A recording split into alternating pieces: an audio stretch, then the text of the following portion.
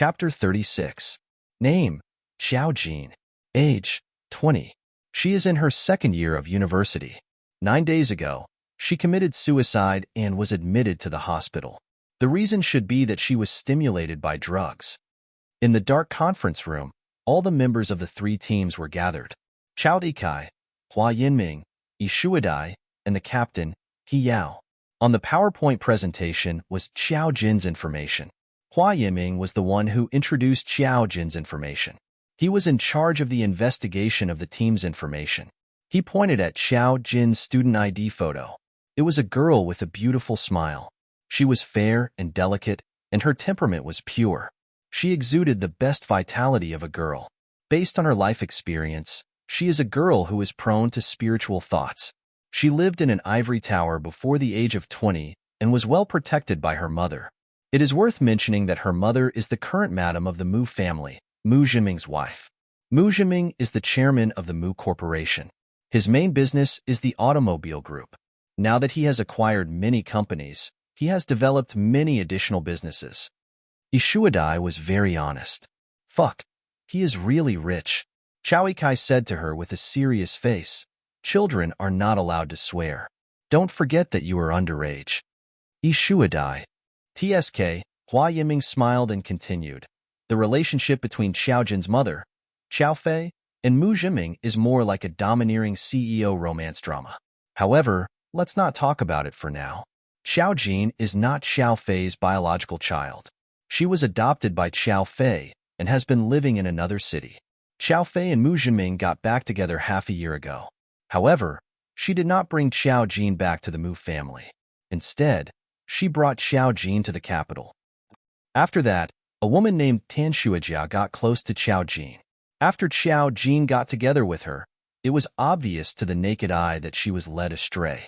A few days ago, she committed suicide because of drugs. I don't know if she was stimulated too much. According to the information, she used to be a good student who was praised by everyone. She was well-behaved and obedient, but she has changed significantly in the past 6 months. Ishuadai couldn't help but be curious. Is it because she knew that her mother wasn't her biological mother and didn't bring her back to the Mu family? Hua Yiming said, maybe.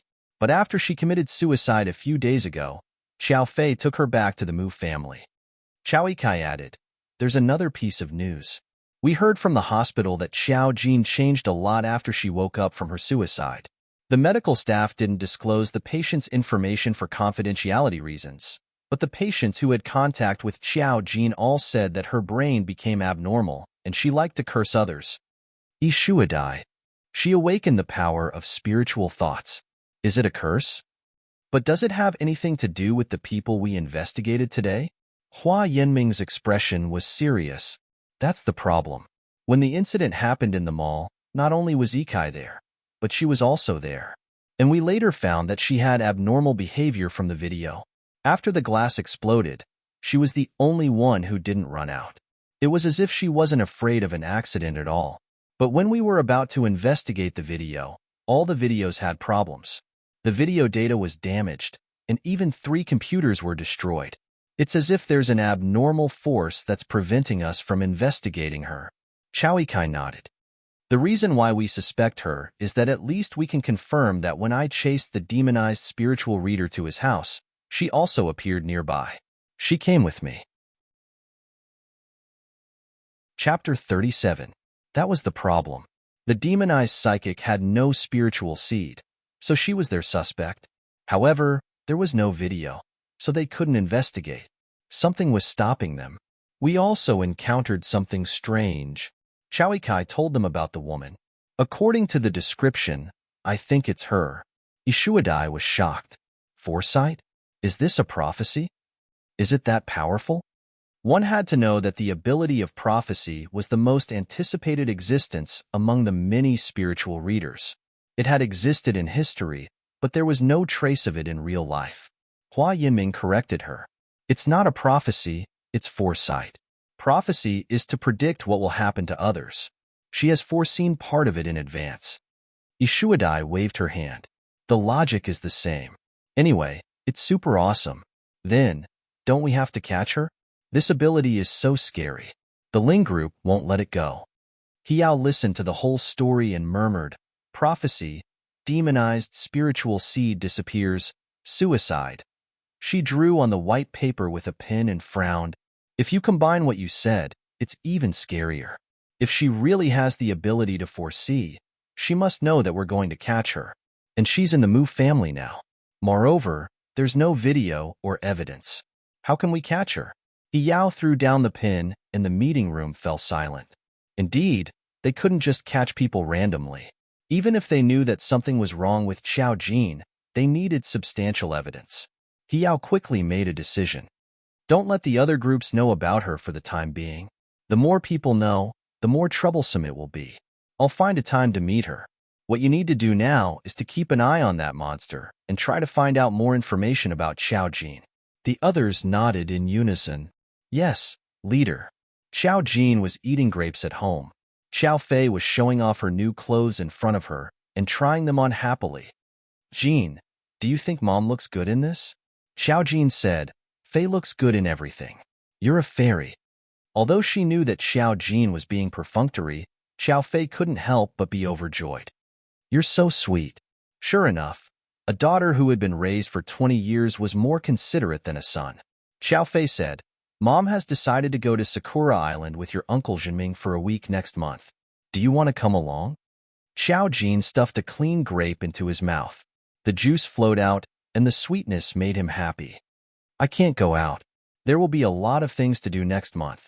Xiao Fei looked at her in surprise. What can happen to you? Mom will help you apply for leave from school. Xiao Jin smiled. Naturally, there will be a lot of things to do. I need to meet a lot of people. Xiao Fei was puzzled. Your friend? They're all scheduled for next month? Xiao Jin. Sort of. Xiao Fei had doubts in his heart, but he did not ask anymore. Xiao Jin suggested, you can bring Qi Chu and Qi Lian with you. Otherwise, there would be a lot of things to do, and the two of them would be a burden. Xiao Fei was unwilling. I'm going on a trip with your uncle Jinming. Why would I bring those two light bulbs? Xiao Jin disagreed. Hey, Fei, since you don't mind bringing me, why do you mind bringing those two? You can't favor girls over boys. Xiao Fei, I'll ask when the time comes. It's not up to me whether I go or not. The two brothers were mischievous and cold. They definitely wouldn't be willing to go with their parents. Xiao Jin, okay.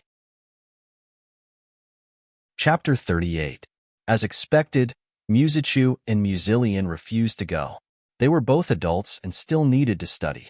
How could they follow them to Sakura Island? Especially when Xiao Fei said this in front of Mu Zhenming. At that time, Mu Zhenming had looked at the two brothers like knives.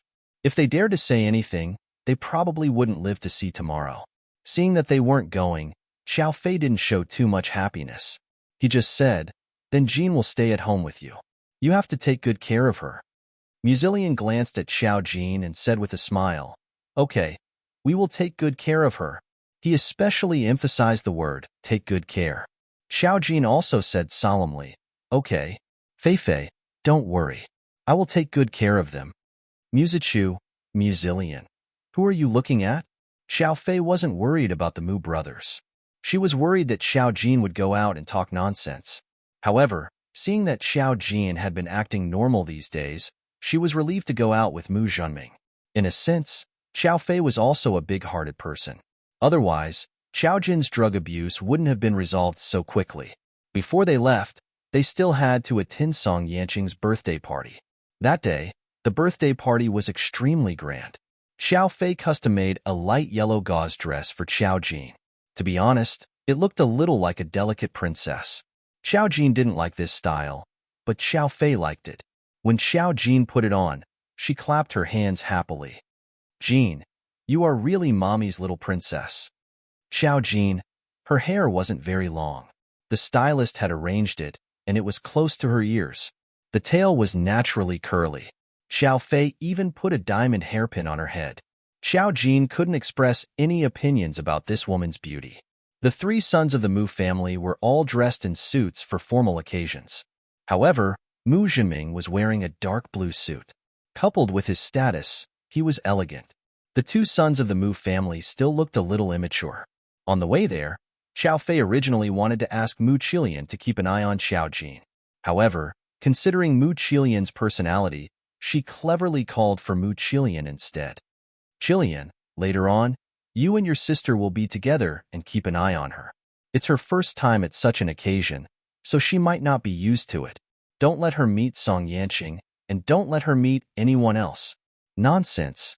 To Xiao Jin, to Xiao Yu, to Xiao Xiao Xiao, and to Xiao Xiao Fei. Musilian rolled his eyes and sneered. What are you looking at? You're already an adult. If you don't know anything, just sit there and play with your phone. Don't get in the way. As soon as he finished speaking, Mu Jinming glared at him from the rearview mirror. Xiao Jin didn't care.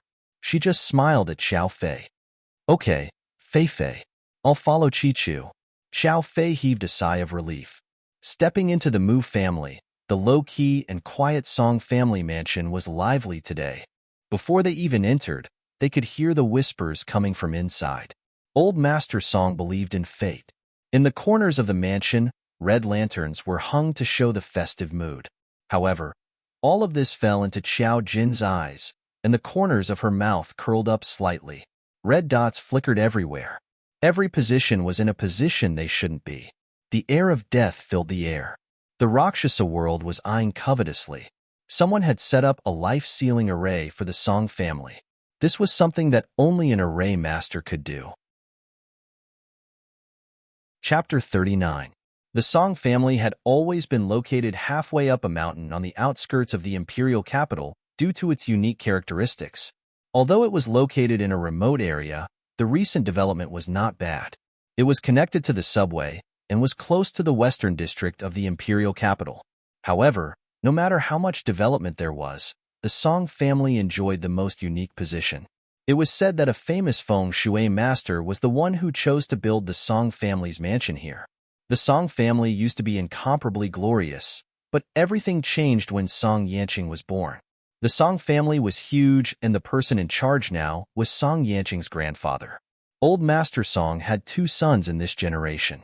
However, the eldest son was strong and healthy, while the second son had been in poor health since he was young and had been recuperating abroad. The Song family also had more female members. The other relatives of the Song family also had daughters. Although the Song family did not favor boys over girls, after Old Master Song's sons got married, they all gave birth to daughters. This made people more anxious. Daughters would eventually have to be married off, and they would be matched with people of equal social status. After giving birth to children, they would have to take the surname of an outsider. Even if they were to recruit son-in-laws, it was impossible to recruit all of them. Moreover, the daughters of the Song family were quite capable. Most of them were studying or working abroad. Song Yanqing was born under such circumstances. As the only male of this generation, he was almost the center of attention. His father was the eldest young master of the Song family. However, his body was extremely weak, and he took after his second uncle. He was the lifeblood of the Song family. Even if his body was weak, they had to use the best medicinal herbs and the best treatment to keep Song Yanqing alive.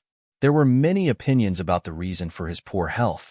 They said that he was sick, but no one knew what illness it was. The Song family kept it a secret. Xiao Fei and the others followed Mu Jinming in and also received a lot of attention. Although they could not compare to the Song family, the Mu family was also a rising star in the upper-class circle. In particular, Mu Jinming and Xiao Fei had a melodramatic story. In order to bring Xiao Fei back, Mu Jinming fought with his father for decades. Finally, his father went abroad and he brought Xiao Fei back. This matter caused quite a stir in the imperial capital. Everyone looked over. Other than the business partners who wanted to strike up a conversation with Mu Jinming, there were also some people who were looking at Xiao Fei and Xiao Jin. Not many people knew about Xiao Jin, but most of the rich and noble ladies had nothing better to do. Xiao Fei's affairs had long been the gossip of everyone. They knew a thing or two about this adopted daughter, so naturally, they were interested. Mu Jinming brought Xiao Fei and the others to meet the head of the Song family. Although today was Song Yanqing's birthday party, his body was extremely weak. He would only come out to greet everyone when the party was officially held. He would not meet anyone alone. The person who hosted the banquet for him was his father, Song Shiyin. Mu Jinming led his family up and gave a simple greeting to Song Wayne. It was enough to let Song Wayne know that the Mu family was here. He didn't have much time to interact with everyone. This kind of place also had the nature of business contacts. After Mu Zhiming gave a greeting, naturally, someone came up to talk to him.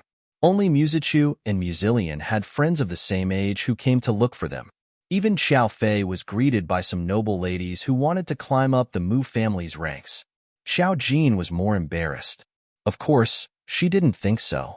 Everyone in the Mu family had their own personal social circle. Xiao Fei asked her to follow Musichu, but Musichu would also talk to others. Xiao Jin was eating alone at the long table next to them. Musichu found that Xiao Jin was gone in a flash. Chapter 40. Of course, Xiao Jin did it on purpose. What was her purpose for coming here? Wasn't it for Song Yanqing's death aura? She didn't need to be too ostentatious. She could take advantage of him before he died. As for who had such a deep hatred for the Song family that they had set up the life-sealing array, to be honest, she wasn't very interested. At this time, Song Yanqing was in his room. Now that it was the birthday party, although the Song Yanqing was relaxed, the protection of Song Yanqing was still very tight. Even in her own house, there were people guarding the roads leading to Song Yanqing's house.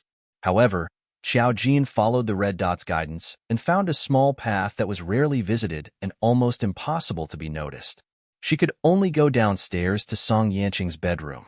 Song Yanqing lived in a small courtyard in the north. His room was on the second floor, and there were bodyguards guarding downstairs and upstairs. Outsiders couldn't go there. Xiao Jin walked out of a small door next to the garden below his bedroom. Ahead was the swimming pool. Song Yanqing's death aura was so strong that Xiao Jin could easily find his position.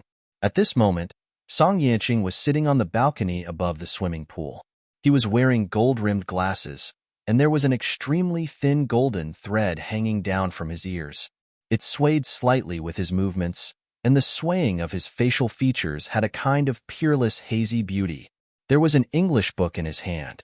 Today, he was wearing a simple but elegant white silk robe. The robe was exquisite and elegant with a light golden flying crane pattern that was not eye-catching.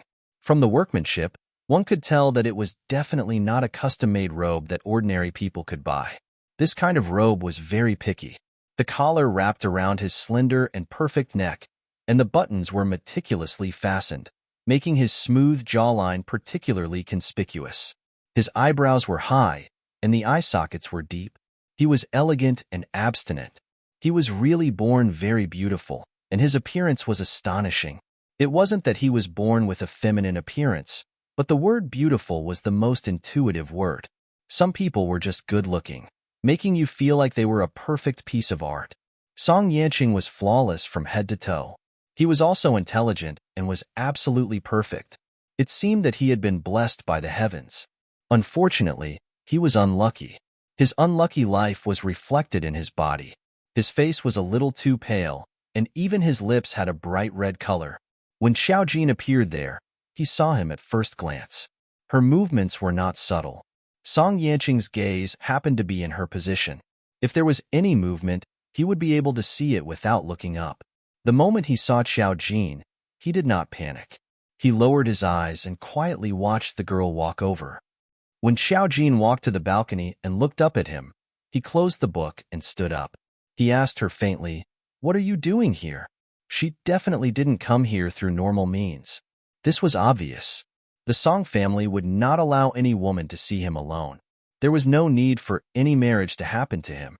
He was a sickly man and would only be a burden to other girls. Xiao Jin saw him. Unlike before, Song Yanqing was still full of death aura. But now, the death aura around him was scattered, and it was not as deep and heavy as before. But it was not a good thing. She looked at Song Yanqing and sighed slightly. "You can't hold on. After tonight, you will die."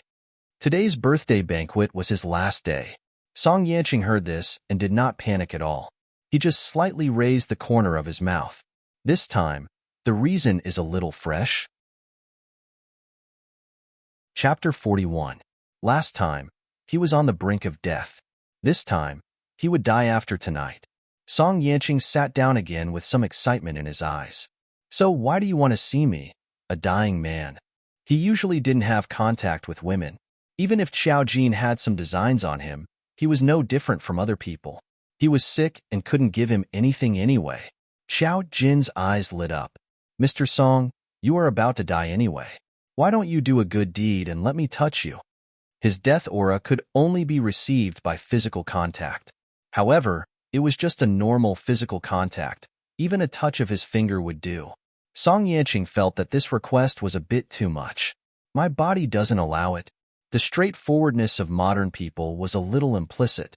Song Yanqing raised his eyebrows in surprise at this shameless sentence. Therefore, he chose a different answer. Xiao Jin seemed to understand something and waved his hand. No, just a touch of my finger is enough. A touch could draw a lot of death aura. The main thing was that this kind of thing was not continuous, but divided into periods. Xiao Jin could only draw so much death aura at one time. Next time, he had to wait for half a month. She could wait, but Song Yanqing couldn't. She could only do a good deed before he died. Xiao Jin's answer was like a fanatic fan facing his idol. A touch could make him so happy that he could ascend to heaven. When Song Yanqing was a little puzzled, the bodyguards downstairs heard their voices. They stood up and saw Xiao Jin. You, how did you get here? The bodyguard was shocked and immediately alarmed the others. There were several bodyguards guarding Song Yanqing's building, but most of the time, in order not to annoy the young master, they all hid. In addition, it was the Song family's own house.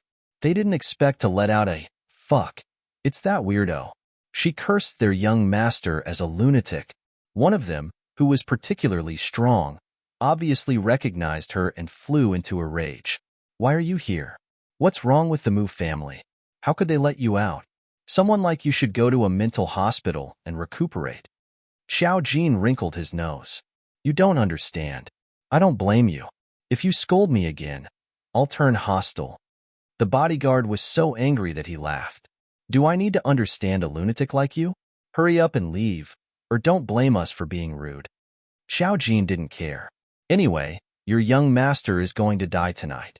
I just want him to do something good before he dies. Can't I? The bodyguard almost fainted when he heard that. What did you say?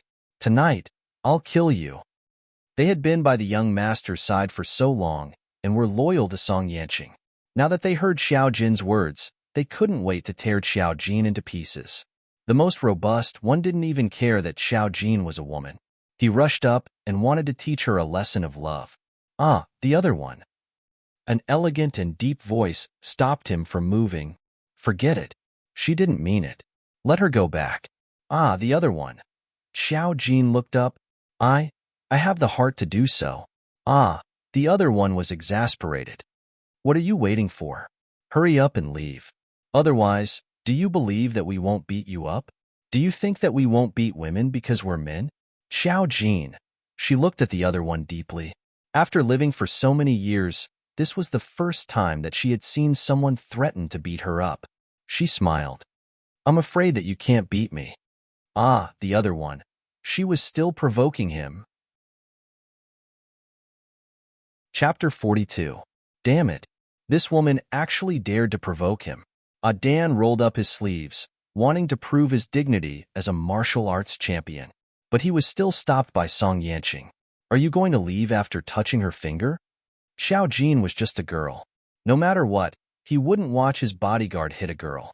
Xiao Jin nodded. Yes. Leaving after a touch? She definitely wouldn't take advantage of him. Song Yanqing nodded. Then come up. Dan and the bodyguards. Dan's voice was very miserable. Young master, don't. How can such a woman touch your noble body? She doesn't even deserve to touch a strand of your hair. Xiao Jin lifted the hem of her skirt and went upstairs, giving Dan a cold smile. What era is this? Are you acting in a Qing dynasty drama? Dan. If Dan knew her true identity, he would definitely say that she had the nerve to talk about others. Xiao Jin went upstairs. Song Yanqing's room was just like his, elegant and clean. The furniture was very simple and elegant in the style of wood, with only some necessary modern facilities. The style of the room was also very similar. Overall, Song Yanqing really looked like a real young master raised by a big family. He was elegant and noble, not in the same world as others. Song Yanqing sat on the rattan chair by the balcony, not moving. Xiao Jin walked over, and Dan followed her closely. His gaze was like a radar, wanting to burn a hole in Xiao Jin's body. Xiao Jin walked in front of Song Yanqing, slowly reaching out his left hand.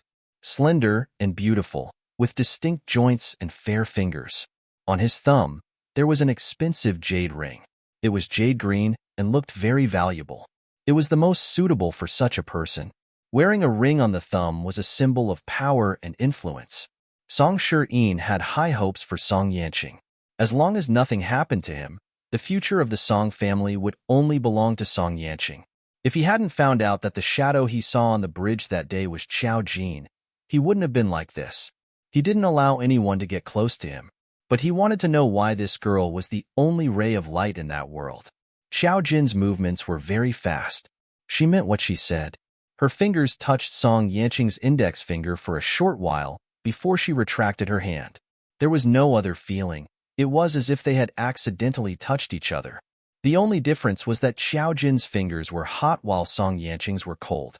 Dan looked at Xiao Jin's fingertip and almost to chop it. Young master had been defiled. Young master had been defiled. Young master was defiled by a woman. He's dirty. Bah. Young master purified this woman. Xiao Jin sensed the massive deathly aura, and a joyful smile appeared on her face. She said sincerely, "Thank you." Song Yanqing nodded. "Is this enough?" Xiao Jin said, "Yes." She looked at Song Yanqing again and felt that it was a pity for him to die like this. If he was alive, she wouldn't have to spend so much effort to find the main materials for the array.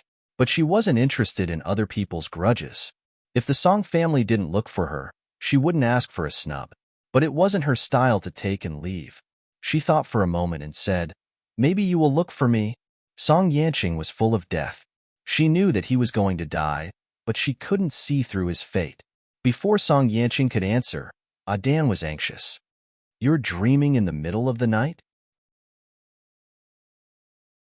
Chapter 43. He pointed to the balcony. "If we look for you, I'll jump down from here." Xiao Jin glanced at the pool under the balcony. "The second floor is so low, and there's still a pool below. I won't die if I jump down. I can talk too." Dan. Damn it. He could no longer suppress his violent heart. Song Yanqing raised his hand slightly. Dan, send her away." Dan could only hold his breath and reluctantly send Xiao Jin away. He must teach this woman a lesson while the young master didn't know. She tarnished their noble and perfect young master.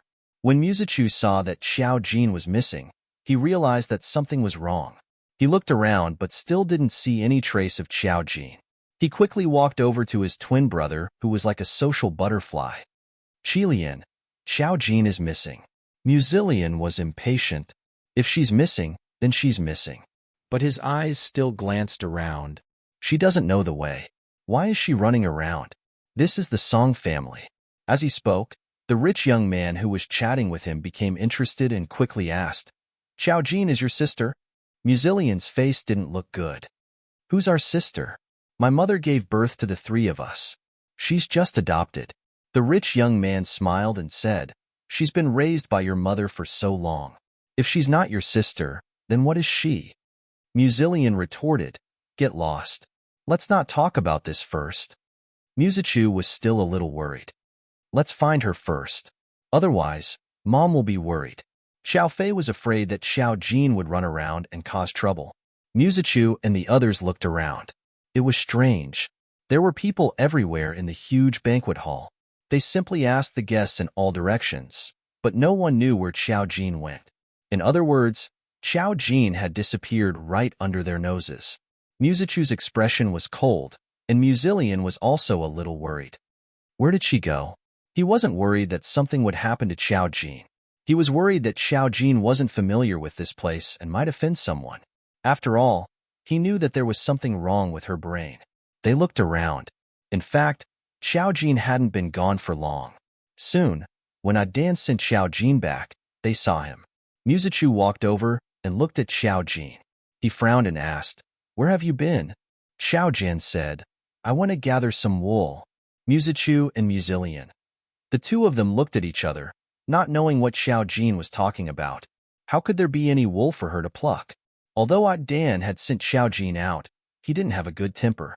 He couldn't hold back his anger. As soon as he sent him over, he immediately complained to Song Main. But he also knew that if he said what Xiao Jin said, the Mu family wouldn't be able to get away with it today. He didn't want the young master's 25th birthday banquet to be ruined, so he only said that Xiao Jin had run to Song Yanqing's yard for no reason. Song Main's expression darkened when she heard this. If he knew what Xiao Jin said, he would probably fight with Mu Jinming right there and then. If it were someone else, it would be fine, but it was Song Yanqing, his only son. He couldn't ignore this matter.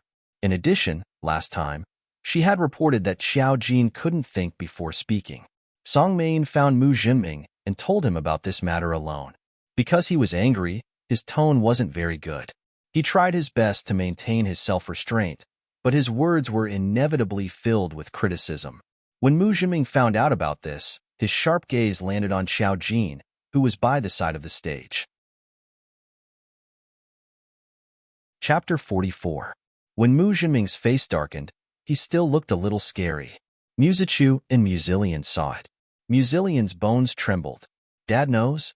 Musichu's face was cold. I don't know. I don't think so. He's talking to Uncle Song. Then, he looked over. It could only be said that Xiao Jin had done something to attract the Song family's attention. However, Xiao Jin looked innocent and even went to the table to get a cake. Xiao Chu, which cake is delicious? Musichu, Musilian. She was really brave. In the Mu family, they were afraid of their father's dark face, because something big would definitely happen. Then, the Song family's banquet officially began. Song Yanqing also showed his face, which attracted everyone's attention. Many rich girls couldn't help but look infatuated. He simply thanked everyone for coming to the birthday banquet and didn't say anything else. Then, he went back. This was the meaning of the birthday banquet to him. He just needed to thank everyone. After the banquet, everyone went home one after another. Mu Jinming's face didn't look good from the moment he got into the car. Xiao Fei was a little worried. What's wrong, hubby? Mu Jinming's eyes locked onto Xiao Jin. Xiao Fei sat in the front passenger seat and glanced at Xiao Jin. What's wrong with Jin? Xiao Jin took the initiative and said slowly, Zhenming, you're the chairman of a big company. You can't just look at the surface. You have to be calm. After tonight, you can talk to me if you have any questions. Mu Jinming, he was the chairman, but he was lectured on the spot. Musilian couldn't help but want to say that this Qiao guy was really awesome. Because of Xiao Fei, Mu Jinming couldn't help but sneer. It seems like you know what you've done. Xiao Fei was worried. What did Jin do? Xiao Jin sat down and confessed. I want to look for Song Yanqing. Xiao Fei, she almost screamed out loud. Even Musichu and Musilian looked at Xiao Jin in disbelief. Xiao Fei restrained himself and stammered. You, what did you do? Xiao Jin, we caught up. Everyone from the Mu family was speechless. You and Song Yanqing have nothing to talk about? Fortunately, they were in the car, so Mu Jinming didn't lose his temper. Once they reached home, he said to Xiao Fei, I don't have the right to control her. You take care of her yourself. Xiao Fei felt like crying. How could I care?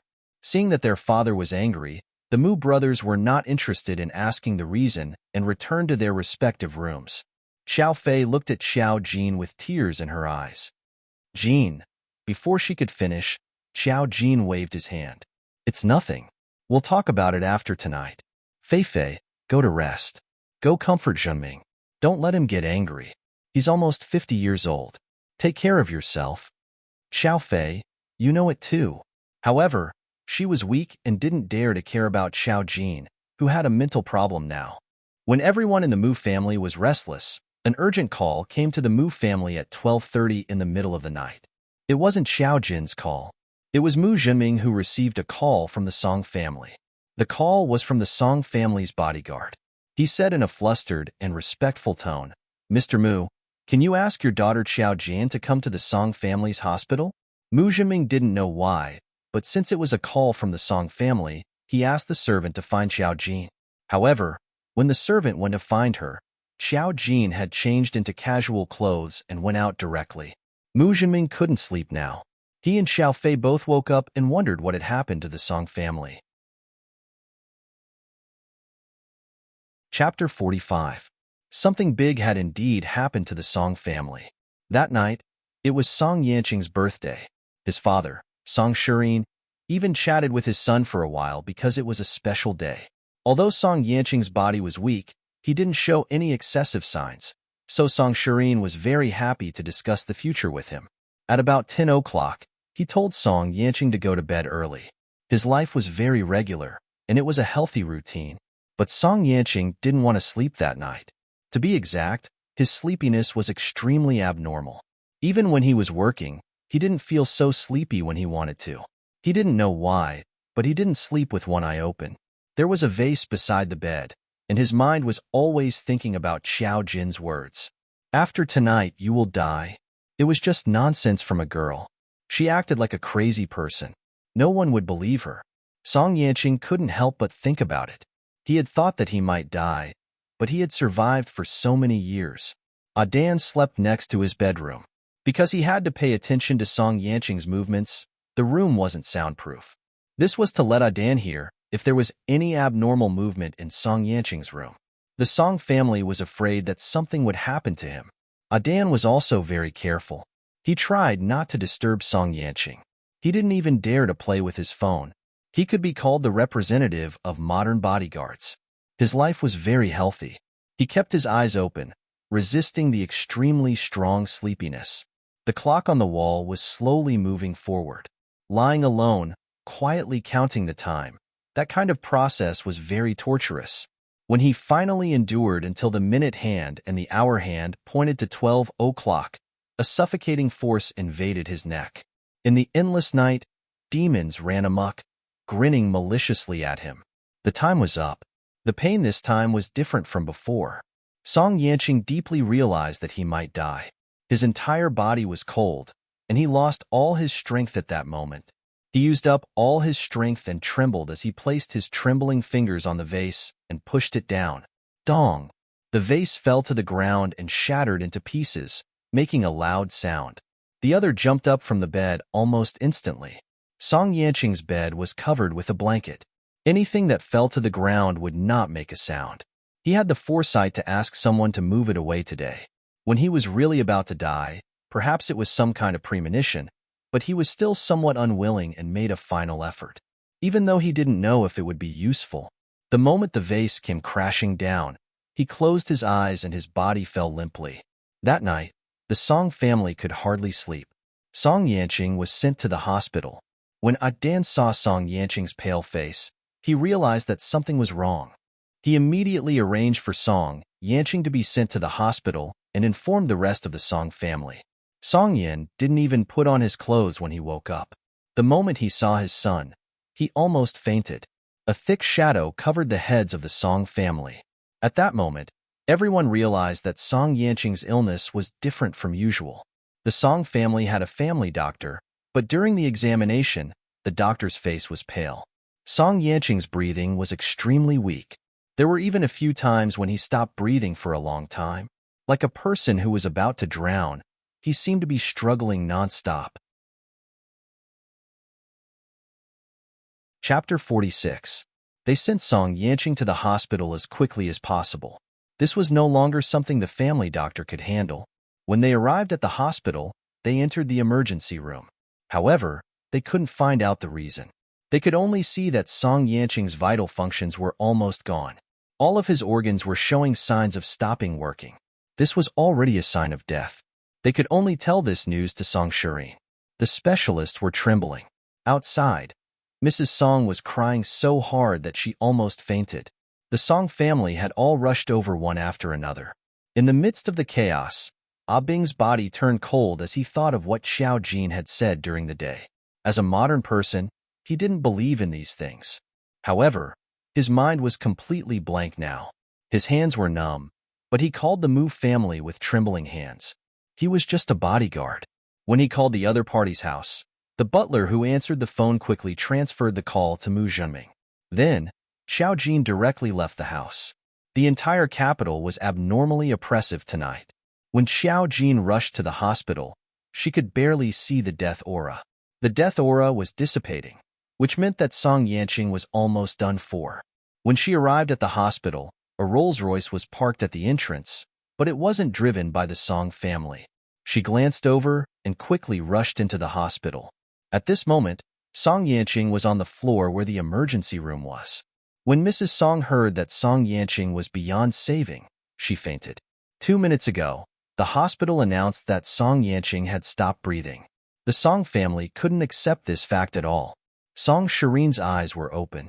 She hadn't fainted yet, but her mind had completely stopped. At this moment, she didn't even know who she was. Song Yanqing had an older sister who was beautiful and elegant. She had specially rushed back for the birthday banquet.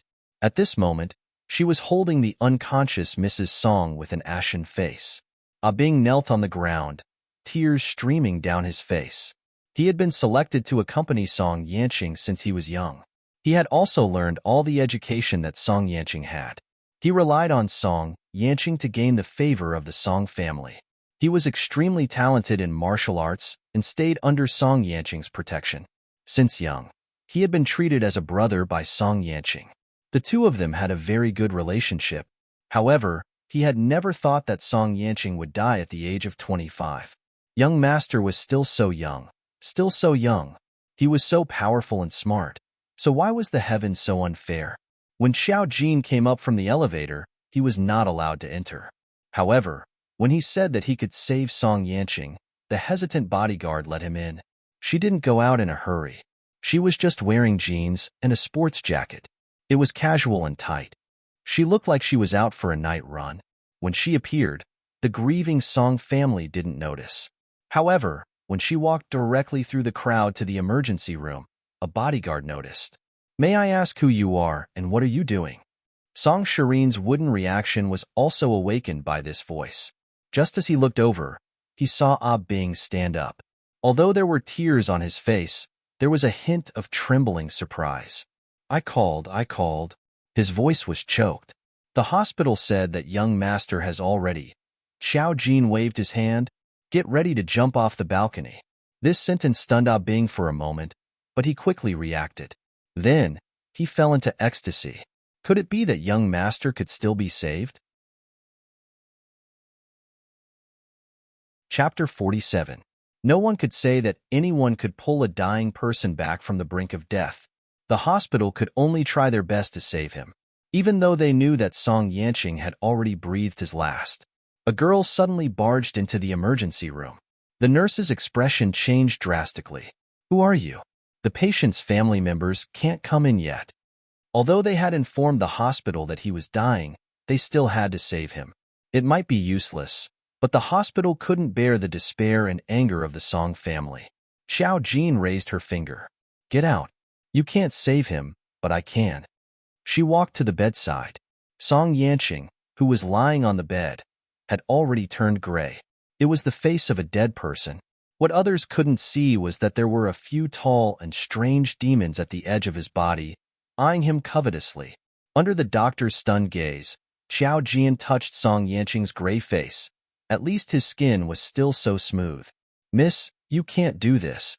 Seeing Xiao Jin touch him directly, the medical staff couldn't help but come forward to push Xiao Jin out.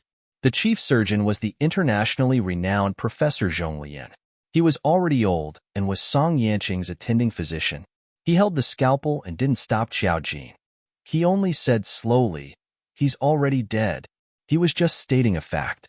After experiencing so much and seeing countless life and death situations, even if Song Yanqing's identity was special, he wouldn't treat him differently. He was already dead. There was nothing he could do about it. Everyone in this ward was an internationally renowned doctor. It was also them who didn't stop Xiao Jin. Since Xiao Jin could come in, she might be a member of the Song family. They thought that Xiao Jin was just overly grieving. The moment the medical staff was about to pull Xiao Jin, she turned her head and said coldly, "Don't get in my way." She looked like an ordinary little girl, but when she said that, she had an air of superiority. It was like an order from a person of high status. It actually made people's blood freeze, and they couldn't move. She ignored these people and quickly tapped Song Yanqing's facial features with her fingers. Then, she used a scalpel in the operating room to cut her finger. Blood gushed out and dripped onto Song Yanqing's lips. His lips had already lost their color. Now that they were stained with blood, they looked strange and enchanting. "Who are you?" Outside, Song Shirin also rushed in. It was only now that she realized that Xiao Jin was a stranger. He didn't want anything to happen to his son before he died. He rushed into the emergency room and saw this scene. Blood dripped onto Song Yanqing's lips. Xiao Jin used his bleeding finger to draw a simple pattern on Song Yanqing's face. It looked simple, but it made people dizzy. The medical staff couldn't understand, but the demons next to Song Yanqing had a bad feeling. They opened their mouths and roared. It was like the whispers of demons. Listening to it could make people have nightmares for 3 days and 3 nights. Xiao Jin changed the pattern and said slowly, "Don't roar. It's so annoying. You want his soul? Okay, come out and hit me." Hearing this, the demons roared even more. The Luosha world and the human world were different spaces. If they could come out, they wouldn't use such a laborious method. But the people in the ward didn't know what she was talking about. Song Shirin saw Xiao Jin's actions and was furious. "What are you doing to my son?" Chapter 48. What are you doing? Don't you want your son to live? Song Shirin was taken aback by his words. After she finished drawing, she held Song Yanqing's hand and closed her eyes. Her index finger was gently caressing Song Yanqing's lips. She closed her eyes as if she was silently praying. Soon, even the medical staff saw that something was wrong. The pattern she drew on Song Yanqing's face with blood gradually sank into Song Yanqing's cheek. The mark was visibly fading. At the same time, his face began to become lively. It was even a little better than before, when he looked sick. Everyone was stunned by this scene. What era was this magical plot? Song Shirin's eyes widened, and her whole body trembled. When the Song family members wanted to rush in from behind, Song Shirin didn't know what to think. She quickly ordered Atong, "Close the door." Atong subconsciously paid attention to the door of the emergency room. He knew very well that this scene absolutely couldn't be seen by others. As Song Yanqing's body became lively again, the demons surrounding him roared unwillingly, but they had no choice but to retreat. Before they left, they looked at Xiao Jin with vicious eyes. In the end, they turned into black smoke and dissipated behind the wall, and others couldn't see it. Song Yanqing's fingers suddenly trembled slightly, and the instrument began to make a crisp sound. It meant that the patient's vital functions were detected. Zhonglian and the other doctors looked at each other. They couldn't believe what they were seeing. Song Shirin's eyes turned red. Yanqing, her voice was filled with excitement. Her heart, which had been hanging in the air in despair, finally fell to the ground. Song Yanqing's eyes had gently opened. His eyebrows were deep, and his eyes were as dark as ink. They were bright and charming. He turned his eyes and first saw Xiao Jin holding his hand. His hand was cold. At this moment, he felt more and more how warm Xiao Jin's hand was. Xiao Jin's eyes were still closed. At this moment, she opened her eyes and met Song Yanqing's gaze. She smiled faintly.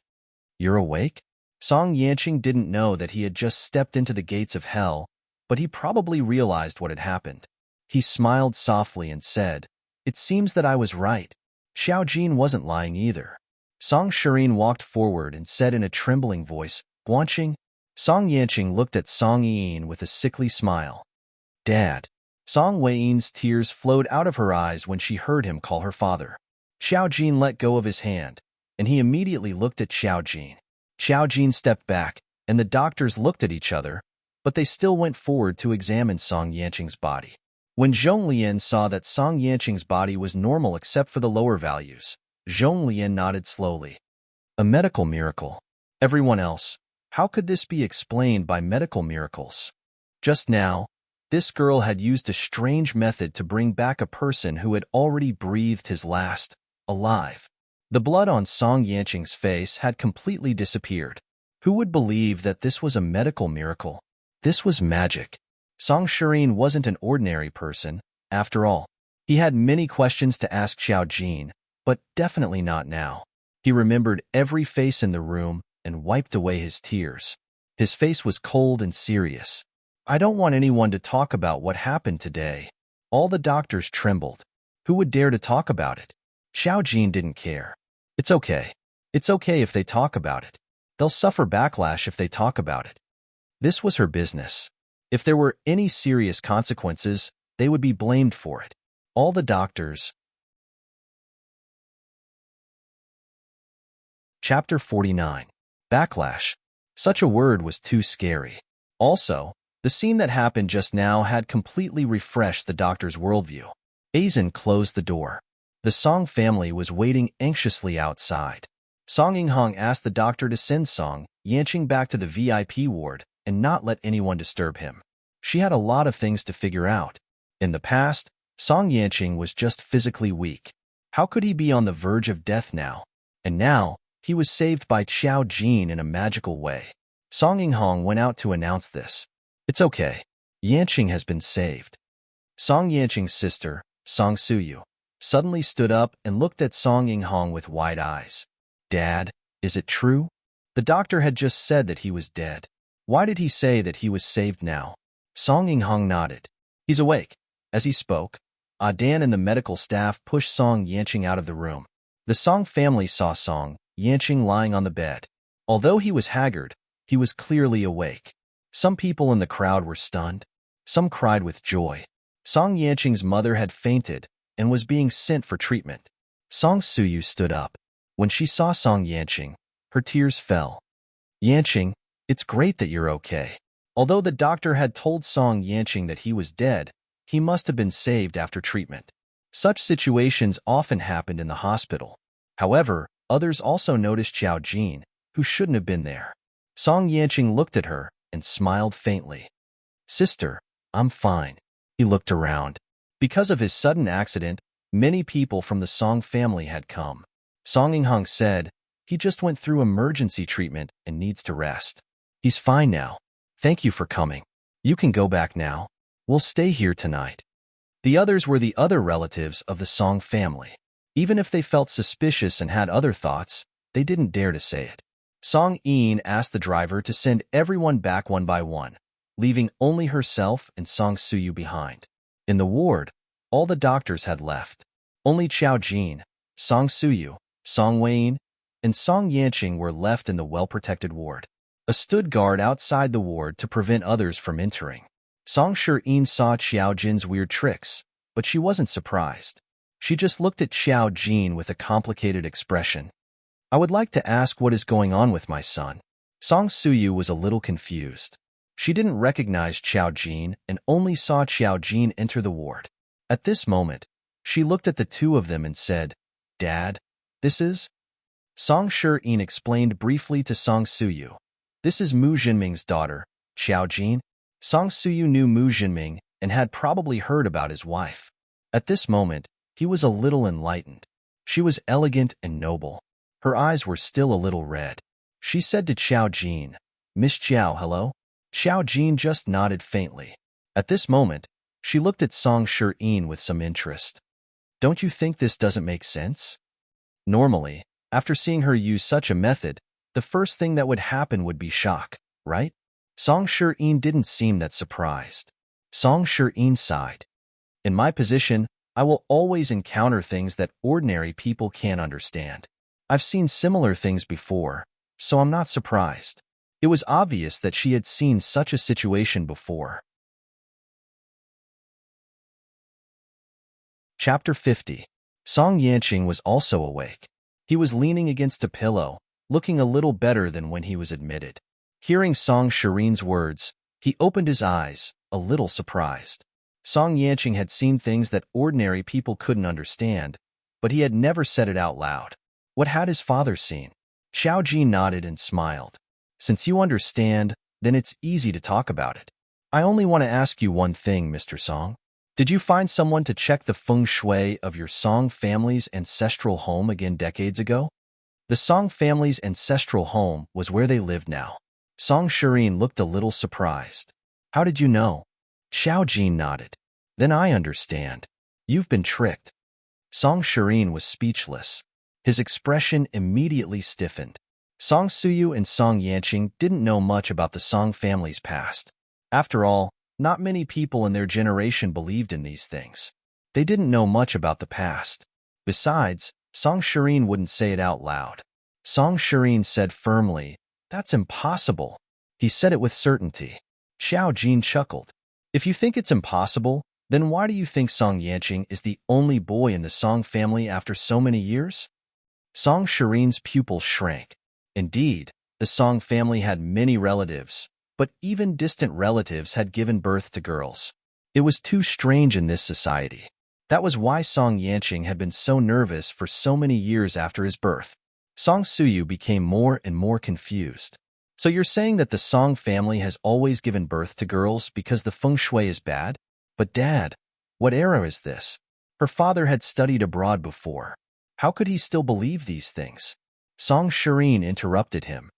"Suyu, don't talk nonsense if you don't understand." He had seen it with his own eyes, so he avoided some things. Song Yanqing thought of the demon that only he could see.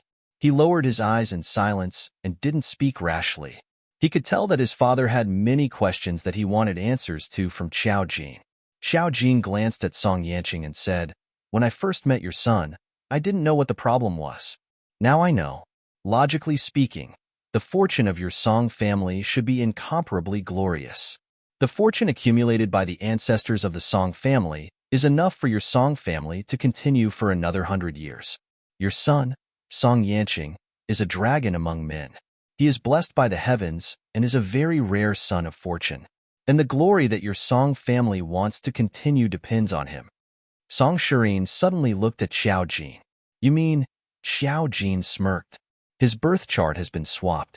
The person who gave you the feng shui did something and set up a fate sealing array in your Song family's ancestral home.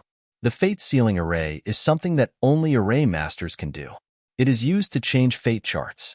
Changing fate charts is something that defies the heavens. Since it can be done, the other party's identity must not be simple. Moreover, you must know who he is." Song Shireen's face turned pale. He seemed to have heard something that was difficult to bear. He lost his balance and took 2 steps back. Song Suyu's eyes widened. Swapped fate charts. Was there really such a thing as fate in this world? Song Yanqing heard it, but he remained calm.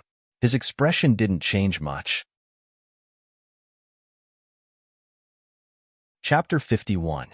Xiao Jin put his hands behind his back and looked at Song Main, who had an ugly expression. He found it interesting. If she hadn't seen that Song Yanqing's life providence wasn't right when she saved him, it would probably have taken her some time to discover it. Song Yanqing's life providence was a very rare and unparalleled life providence. Such a life providence was a combination of the heavens and the earth. Even from Xiao Jin's era, it was very rare to see one. However, in every era, there would definitely be someone with such a life providence. Life providence was like karma. It was a person's fate and couldn't be easily touched. The most important price to pay for swapping life providences was the end of one's lineage. Future generations of people with related bloodlines would be implicated. Their fates would be as bitter as they could be. They would become the most despicable people in the world. This was especially so for Song Yanqing's life providence. Once it was swapped, he would definitely suffer a huge backlash. However, his bloodline would begin to implicate him. However, to exchange it at such a price. The story behind this was worth discussing. Song Yanqing roughly understood. Looking at his father's expression, he looked at Xiao Jin and said in a low and gentle voice, "Do you mean that my body wasn't this weak in the first place?" Xiao Jin thought for a moment and said, "Your life providence is too strong. The other party stole your providence and swapped your life providence. You should have died when the other party swapped your life providence. The fact that you can live until now is already thanks to the Song family's ancestors' protection." Song Main snapped back to her senses and looked at Xiao Jin. She was somewhat excited. "Then, can my son be saved?" Xiao Jin was very direct. "If I didn't save him, I wouldn't have saved him. 25 years old is his limit. The person who swapped life providence wants your son to die at 25 years old. That way, he can better use your son's providence. But now, I've saved him. If your son doesn't die, the other party's providence will start to become abnormal. Why don't you pay attention to anyone in your Song family who's abnormal?" When she said this, She had a faint smile, but it made Song Main's hair stand on end. Back then, the feng shui master had been brought back by someone from the Song family. If it weren't for the cooperation of the Song family, how could such a thing have happened? Song Main obviously knew who it was. Xiao Jin had almost guessed the process of this matter.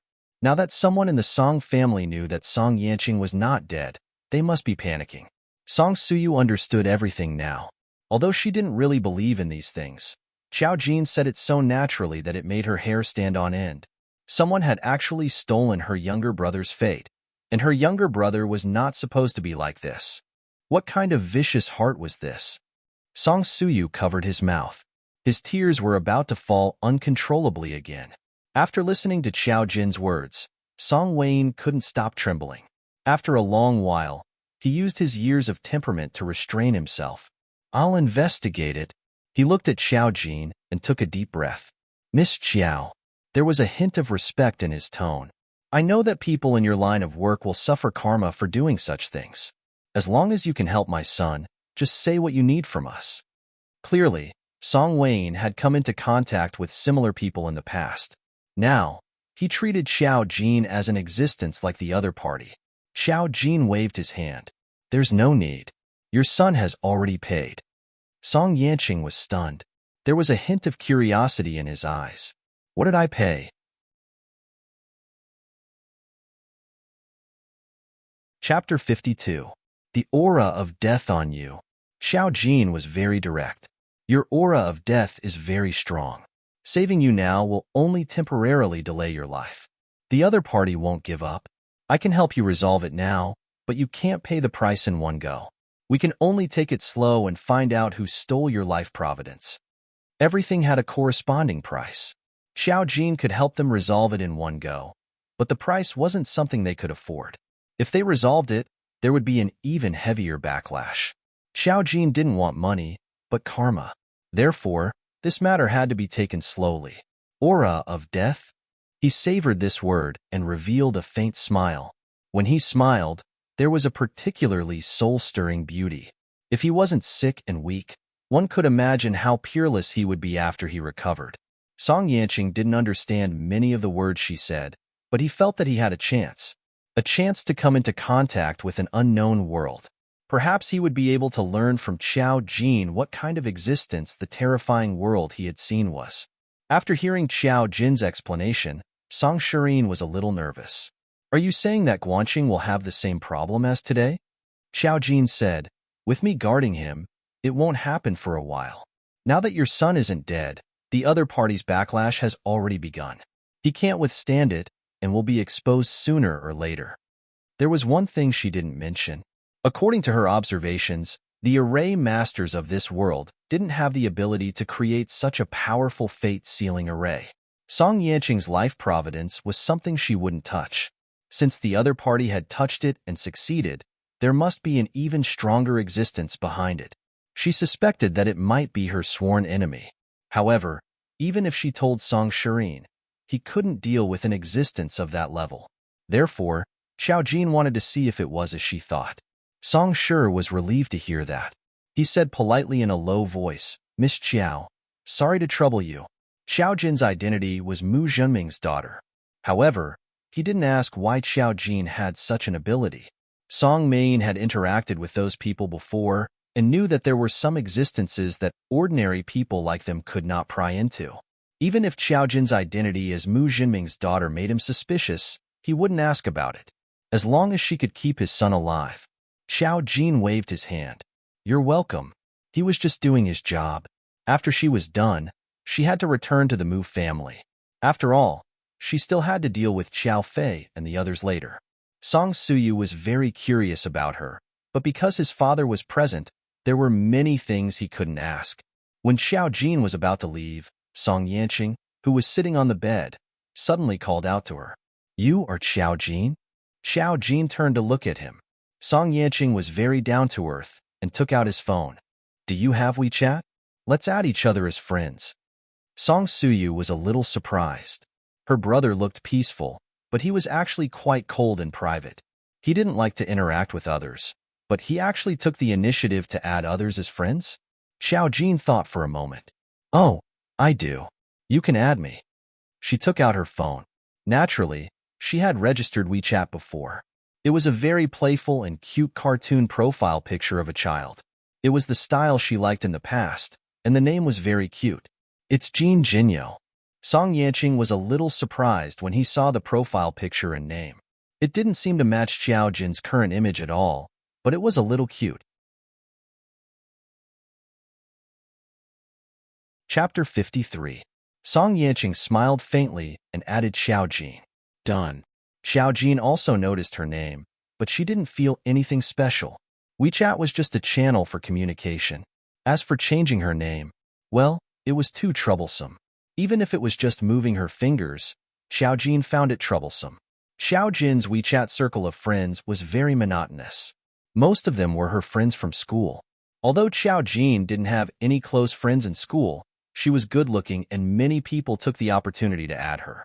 She didn't want to embarrass others, so she still had a lot of friends on WeChat. Most of them were boys. Xiao Jin had set up a WeChat message block, so there wouldn't be any notifications. When she went online, she saw that many people had sent her messages. Very few people knew about her suicide, and some of them were messages left by boys. Xiao Jin used to be a kind person and rarely rejected people.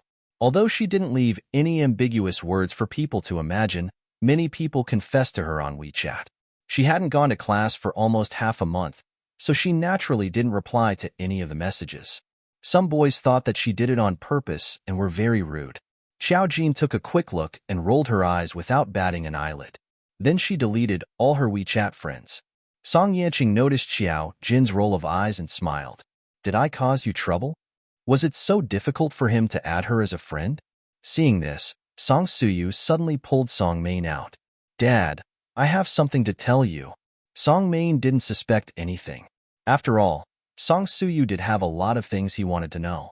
Xiao Jin was deleting her friends and said, No, I just have too many unfamiliar friends. I don't really know them. Song Yanqing replied with a grunt. Xiao Jin deleted everyone quickly, leaving only Song Yanqing. What was left behind now was the most valuable. But Xiao Fei seemed to have added him. Well, whatever. I'll just add it back when the time comes. After he was done, Xiao Jin said, You'll be fine now. If there's anything unusual, contact me. Just as she was about to leave, she suddenly thought of something and said, All right, I'll pay you half a month. The price was clearly stated, and the death aura would be extracted once every half a month. Song Yanqing paused for a moment and then curled his lips. Were you getting paid for touching my finger last night? Xiao Jin snapped his fingers. Smart. Song Yanqing was able to think of it, but it was difficult for others to think of it. He didn't know what Xiao Jin was holding when he touched his finger. Death Qi. It didn't sound like a good thing.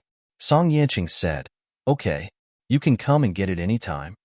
This was the deal between the two of them. After Xiao Jin left, Song Yanqing's smile faded. He lowered his eyes, and the starlight in his obsidian-like eyes shone even brighter.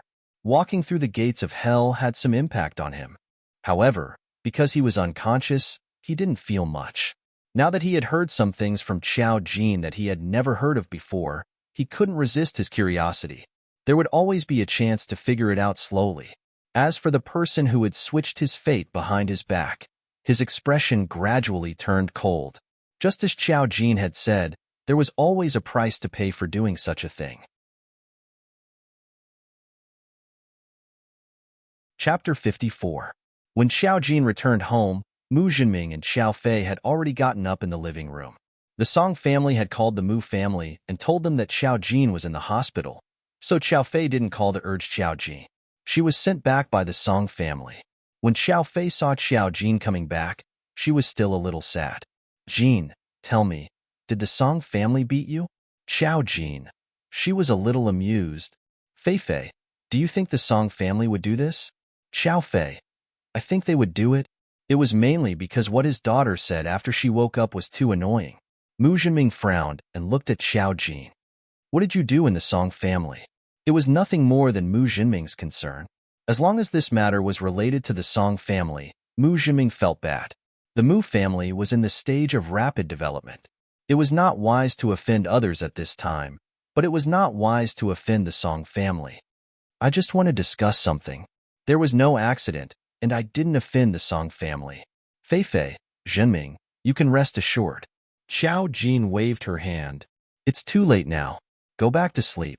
If there is anything, you will hear about it tomorrow. But don't ask me. I don't want to explain. You won't understand even if I explain.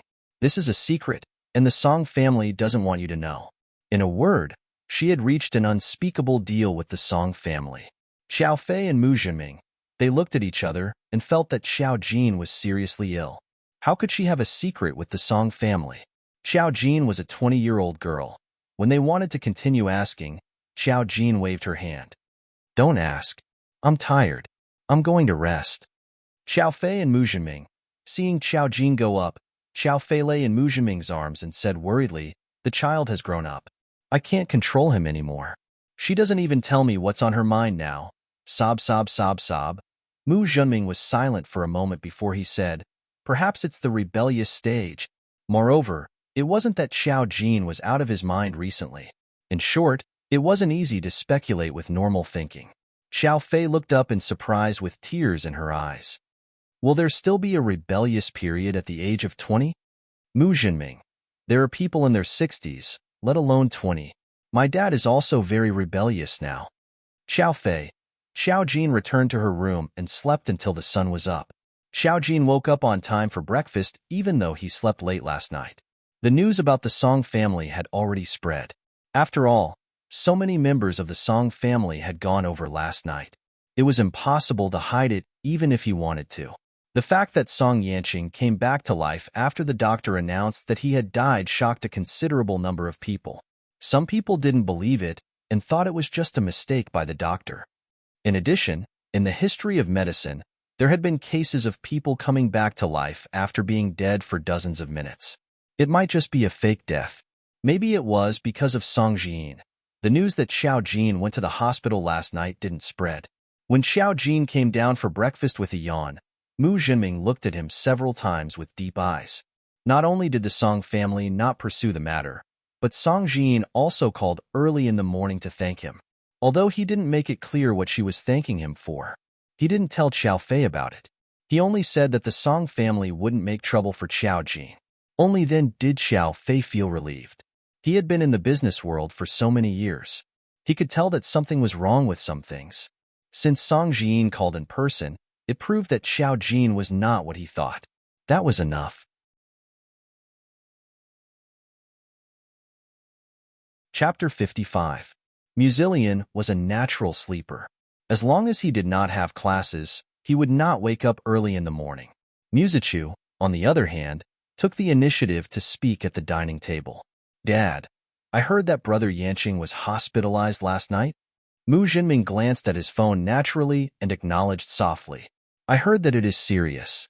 You can go to the hospital after you have no classes in the afternoon. The Song family and the Mu family knew each other, so they were close. It was normal for him to ask his son to visit Song Yunxian. Musichu acknowledged. Okay. Last night, the Song family had only called to ask Xiao Jin to go over. Xiao Fei did not know the details. When she heard that Song Yanqing was hospitalized, her eyelids twitched violently. This had nothing to do with Xiao Jin's curse, right? Xiao Jin ate his breakfast in silence. Musichu glanced at Xiao Jin and said, Mom, Xiao Jin has almost recovered. Is it time for him to go to school? Huh. Xiao Fei looked at Xiao Jin hesitantly. Yeah. Jin, do you want to go back to school? Although she felt that Xiao Jin was not suitable to go to school, she could not point out exactly what was wrong with him. She still had to go to school. Otherwise, Xiao Jin would not be able to graduate. After all, she was part of the Mu family now. Xiao Jin glanced at Musichu and Xiao Fei before she said casually, Go ahead. She did not mind. Xiao Fei nodded and said, Then I'll call the teacher later. Chi Chu, take your sister to school after dinner. Musichu did not object. Instead, he acknowledged softly. Okay. Although Musichu and Musilian were twins, they majored in different subjects and had different classes. Xiao Jin majored in linguistics and majored in German. He also studied English and French. He was still quite outstanding. It was just that his mentality changed later on, and he fell behind in the school curriculum. He was not particularly outstanding among his peers. She was now studying in a key university, Musichu and Musilian school. Back then, it was also Qiao Fei who asked Mu Zhiming to get her in. She hadn't come to class for almost half a month. The curriculum in this kind of school was actually very heavy, especially since Qiao Jin was studying several languages. If not for her relationship with the Mu family, she would have been expelled from the school long ago. This was not the first time he had taken a leave of absence. In the past 6 months, Qiao Jin's performance in school was not outstanding, and he often missed work for no reason.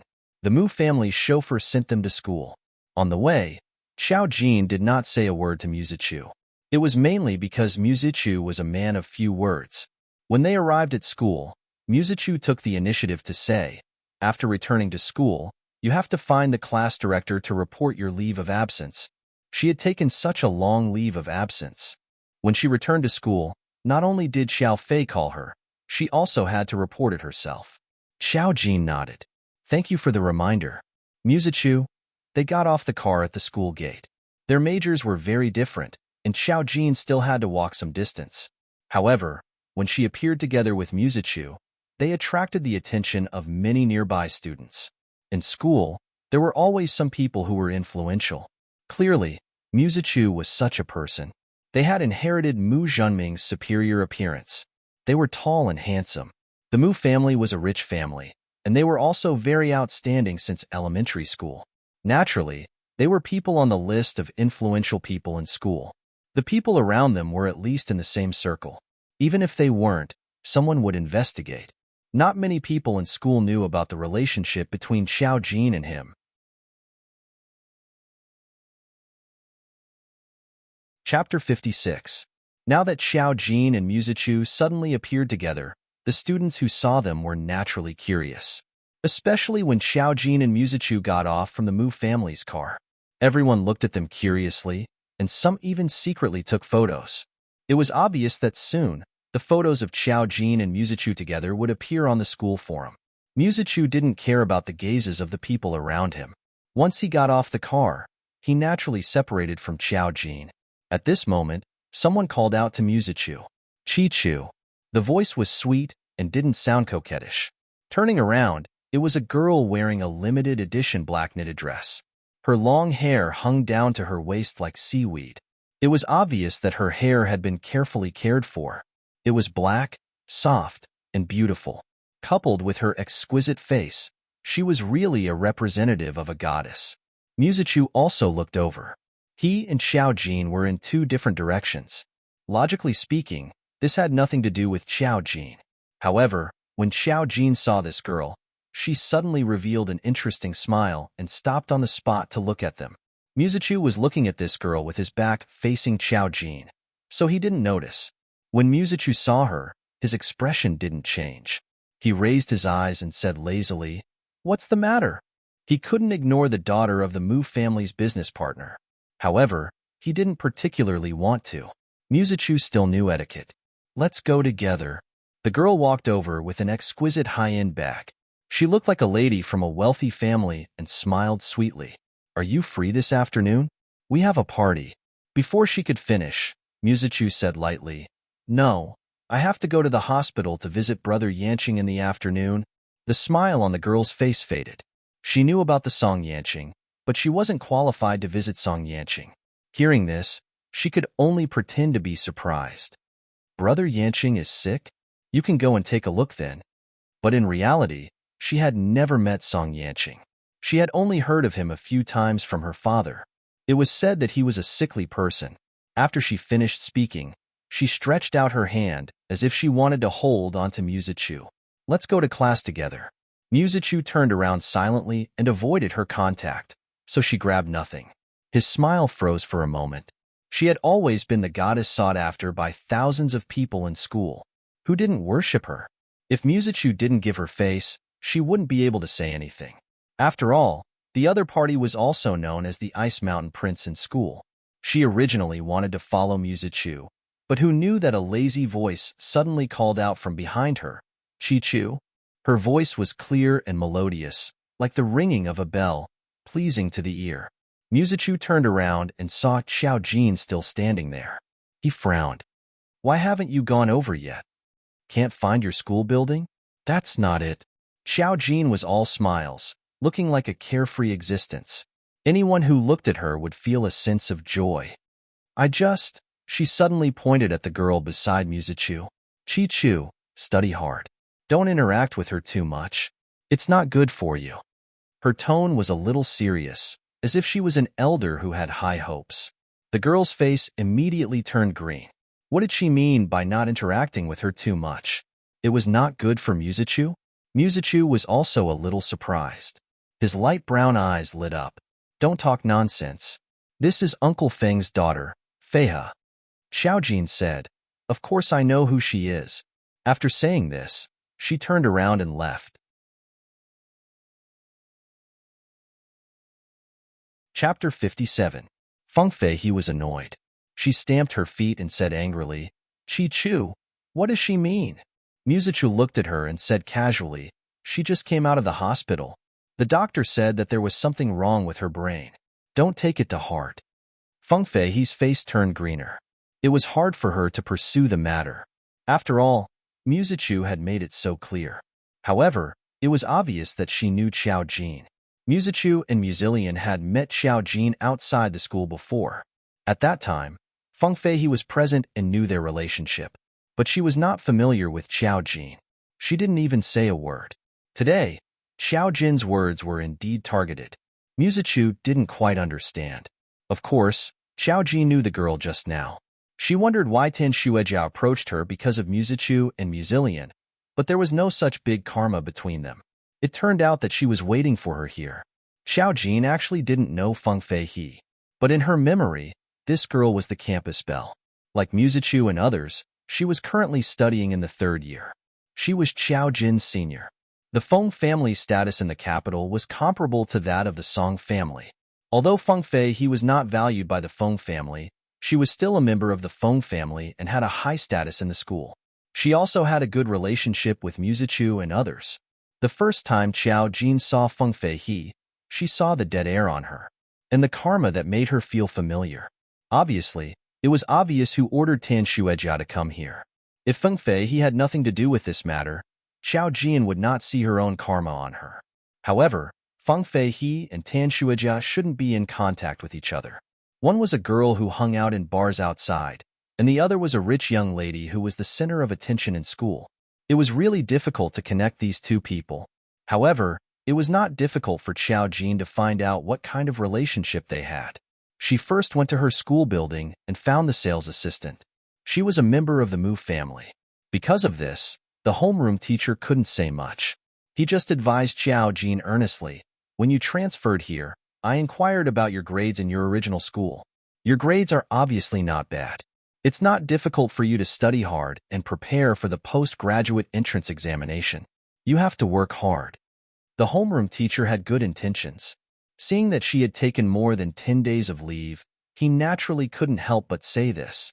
Of course, Xiao Fei couldn't use Xiao Jin's suicide as an excuse when he asked for leave.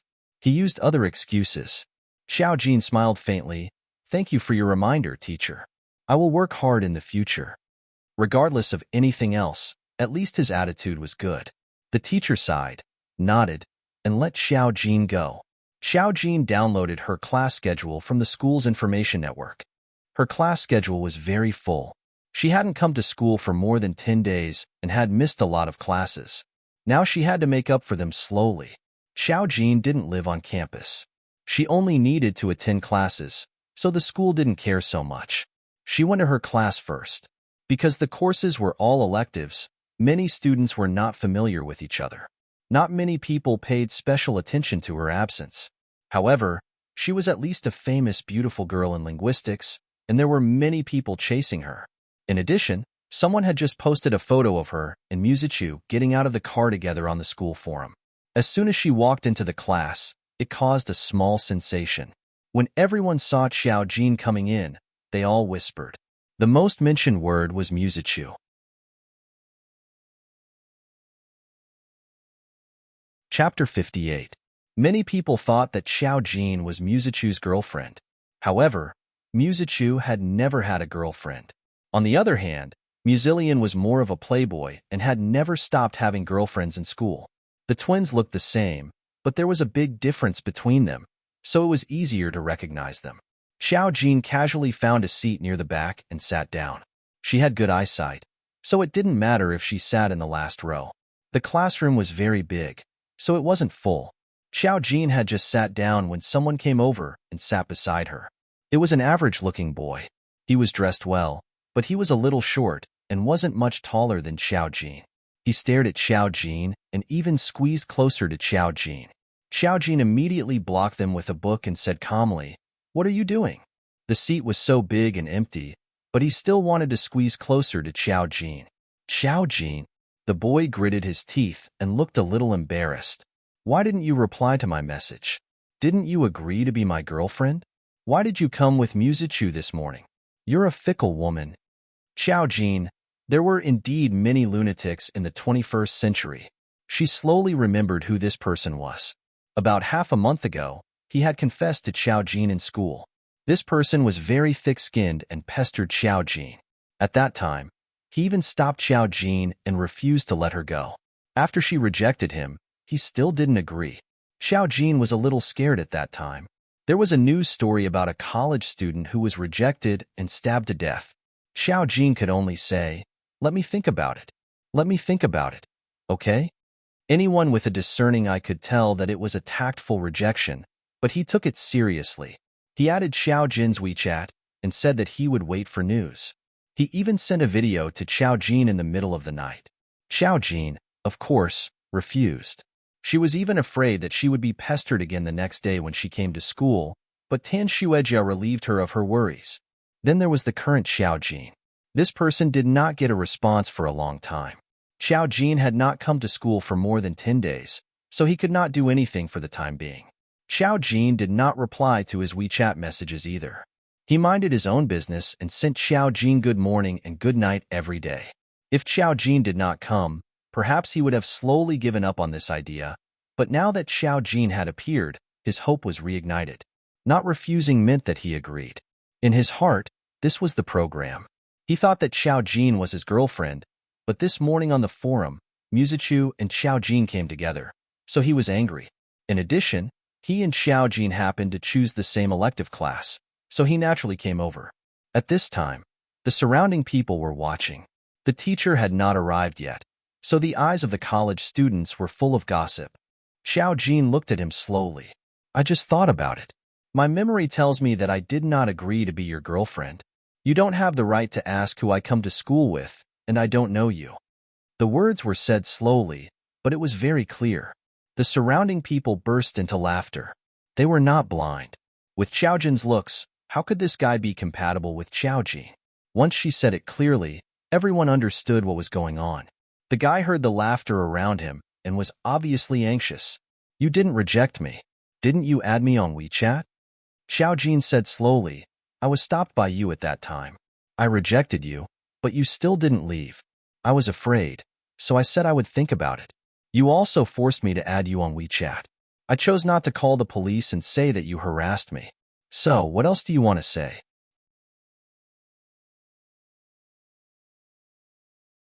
Chapter 59. Lu Wenming's face turned green. He had his eyes on Xiaojin for a reason. Firstly, Xiaojin was indeed beautiful. Secondly, he had asked around and found out that Xiaojin did not have any social background. She had a soft personality, but people who confessed to her in the past did not make things difficult for her. They were all university students, so they had a basic sense of propriety. Lu Wenming's family was average. Although he was a local, he was not very outstanding in school. He came from an ordinary family with no connections. Back then, he entered this school because of the preferential policies. Later, he felt the huge pressure from the school. His conditions were even more average. The girls in the school were fashionable, and their families were top-notch. No one liked him. In the same dormitory, there was a rich playboy who changed girlfriends frequently. All of them were beautiful. He was envious and jealous, but he did not have the conditions. He did not like girls from other places who were average. Xiaojin's beauty was one of the reasons. In addition, he had seen some online tutorials on how to woo girls. He thought that he could deal with Xiaojin, so he wanted to woo Xiao Jin. At that time, he stopped Xiao Jin to confess, but she rejected him, which made him a little angry. Xiao Jin was from other places. She did not have a local account or background.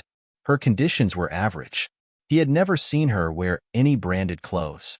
It was good enough that he liked her. How good could he pick? So he was a little anxious at that time. Xiao Jin might have been afraid, so she changed her words and said that she would think about it. Later, she added him on WeChat. However, Xiao Jin did not reply to him. He thought that Xiao Jin did not reject him, so he told his roommates that his girlfriend was Xiao Jin. Now that Xiao Jin had come to school, his roommates had just sent a photo of Xiao Jin and Musichu in the group chat. They had even specifically at him to ask what was going on. He was angry at that time. He did not expect to be even more angry when he came over. Xiao Jin did not give him any face. The looks in the eyes of the people around them were very obvious. Some people even whispered, although there are rumors about Xiao Jin, it's not like a toad like him can eat it, right? She even came here with young Master Mu this morning. How could she take a fancy to him? Dream on. Why are pestering people so scary these days? But I heard that Xiao Jin isn't a good person either. Didn't the forum post that she appeared in a bar? All sorts of words, the quieter they were, the more piercing they sounded. Lu Wunming's face was ashen, and the hand holding the book was trembling. Blue veins popped out on the back of his hand as he looked at Xiao Jin with an even more unsightly expression. In an instant, he actually reached out to grab Xiao Jin. Come out. Let's talk this out. Just as his hand was about to touch Xiao Jin picked up the book and swung it at Lu Wunming. Pa. The book slapped his face, and it was exceptionally loud. It made Lu Wunming dizzy, and her body crashed into the wall behind her. Wow. Fuck. There was an uproar in the classroom. The teacher stepped in and did not notice the chaos in the back row. She said loudly, "Students, let's start the class." Xiao Jin retracted her hand, and her movements were elegant and slow. Touch me again, and I'll chop off your claws. Her voice was actually quite soft, and it sounded a little gentle. However, no one felt that she was joking. There was even an inexplicable chill. The hearts of the people around them skipped a beat when they heard that. Xiao Jin usually did not take the initiative to attack people because of karma. However, once someone offended her, she would not suffer any backlash even if she took the other party's life. She did not like to lower herself to the level of such juniors, except for shameless people.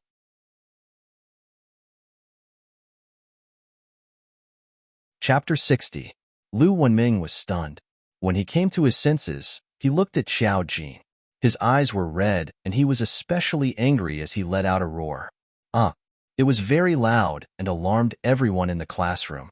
The teacher naturally heard it too. He looked at the back row and hurriedly said, "What are you doing? Class is about to start. Why are you still shouting?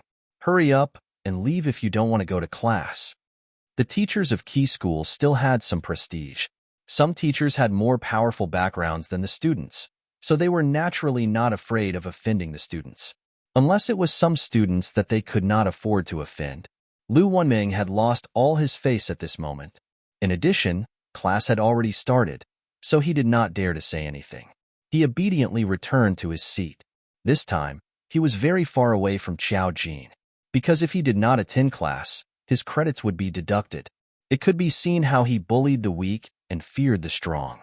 Seeing that there was nothing else, the teacher continued with the class. And Xiao Jin's sudden attack shocked everyone in the classroom. They looked at him in a different light.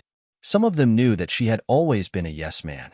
Now that she hit Lu Wunming, TSK, looking at him now, half of his face was red.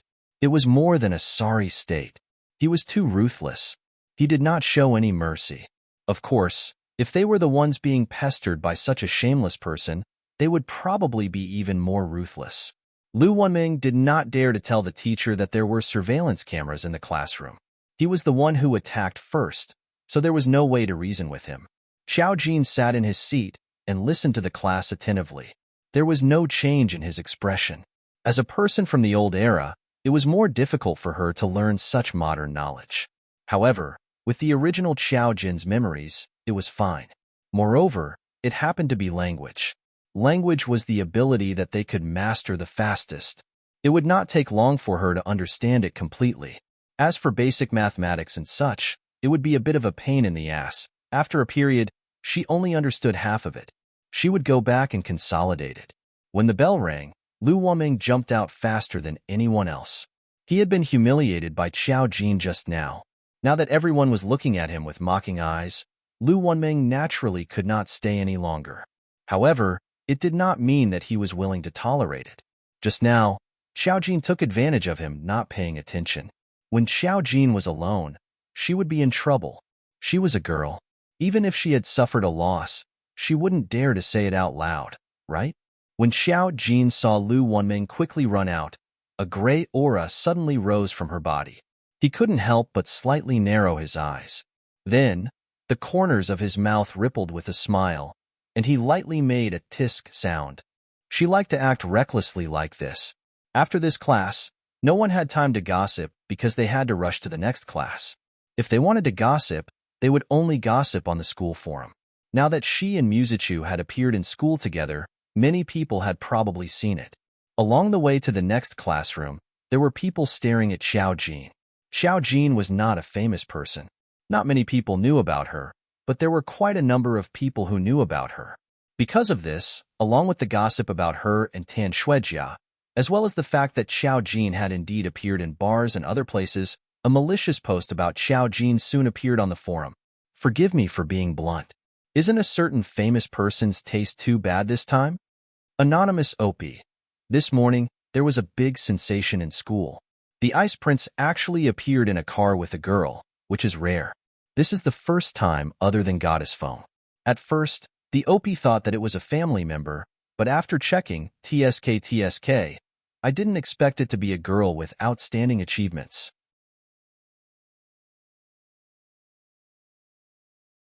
Chapter 61. This post did not have any substantial evidence. It was just a few people who heard that Xiao Jin was not a good person after bumping into her at the bar. Then, after the post started, there were endless replies. Anonymous. Yes, I bumped into her at the bar last time. She was very bold when she drank. Anonymous. Is she a good person who can enter such a place? Those who did not dare to mention her name also hid their names. This post was quickly covered with comments. Naturally, Xiao Jin didn't know about it. However, she had a feeling that the gray aura she saw on the campus had something to do with her. She couldn't keep it from her. This gray aura was very small. It was basically the same as losing a few yuan while walking, but that was also karma. Xiao Jin raised her eyebrows and did not ask too much. However, in the next class, some people kept looking at her on their phones. She roughly knew what was going on. She took out her phone and browsed the school forum. The topic of the post had already reached the news of Xiao Jin beating up a boy in the classroom. Anonymous. Don't. She just beat up a boy in the classroom. Just because she hooked up with young master this morning, she turned her back on her boyfriend. She still has the face to beat him up when he comes to find her. This was how gossip came to be. Without any substantial evidence, they started to make wild guesses. They were probably relying on their anonymity. Anonymous. There's a saying. It was that boy who shamelessly pestered Xiao Jin. No matter how much you hate her, you can't spread rumors. You're not the only one in the classroom. We heard the whole thing clearly, okay? Xiao Jin scrolled to the bottom of the post. She did not feel angry and even smiled. How interesting. Not long after, a surprising comment suddenly appeared downstairs. Musachu from the math department. Oh, she's not a good person at the bar. Then how did you see it? This post has violated the rules of the forum. Comments are banned. Xiao Jin raised her eyebrows. Musachu was speaking up for her? Oh, she did not dote on him for nothing. When Musachu came out, the post was banned from commenting. Everyone in the classroom put down their phones and looked at each other. As for Xiao Jin, he listened attentively and turned a deaf ear to the gazes around him. After class, the morning class was over. They ate lunch at school. The school cafeteria was not bad. There were many types of Western and Chinese food. The price was also affordable. Xiao Jin studied in a key university, and there was no lack of local rich people who relied on preferential policies to get in. Of course, most of them were the real deal, but there were also many who got in with high scores from other places. The more people there were, the more circles there would be. Basically, those who were good at studying and had the most powerful family background were at the top of the food chain. Of course, it was difficult for them to come into contact with each other in university. Basically, they were still busy with their studies. Many of the people here were able to help out in their family companies after graduation. Most of them would choose to further their studies abroad. There were many outstanding talents here. Therefore, most of the gossip on the forum revolved around the few famous people. Others could not be bothered to pay attention to others. Xiao Jin took her food and sat down at a long table that was temporarily empty. Not long after she sat down, she suddenly stood up and moved to the side as if she had eyes. A girl who was holding a tray behind her exclaimed and fell to her seat. The soup on the tray spilled all over the table and the floor. It was a mess.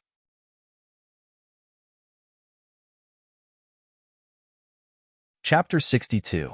If it weren't for the fact that Xiao Jin didn't get up just now, she would have been the one to suffer. However, the woman who fell in her seat also looked at Xiao Jin in shock. Did she have eyes? She stood up inexplicably. The commotion naturally attracted the attention of others.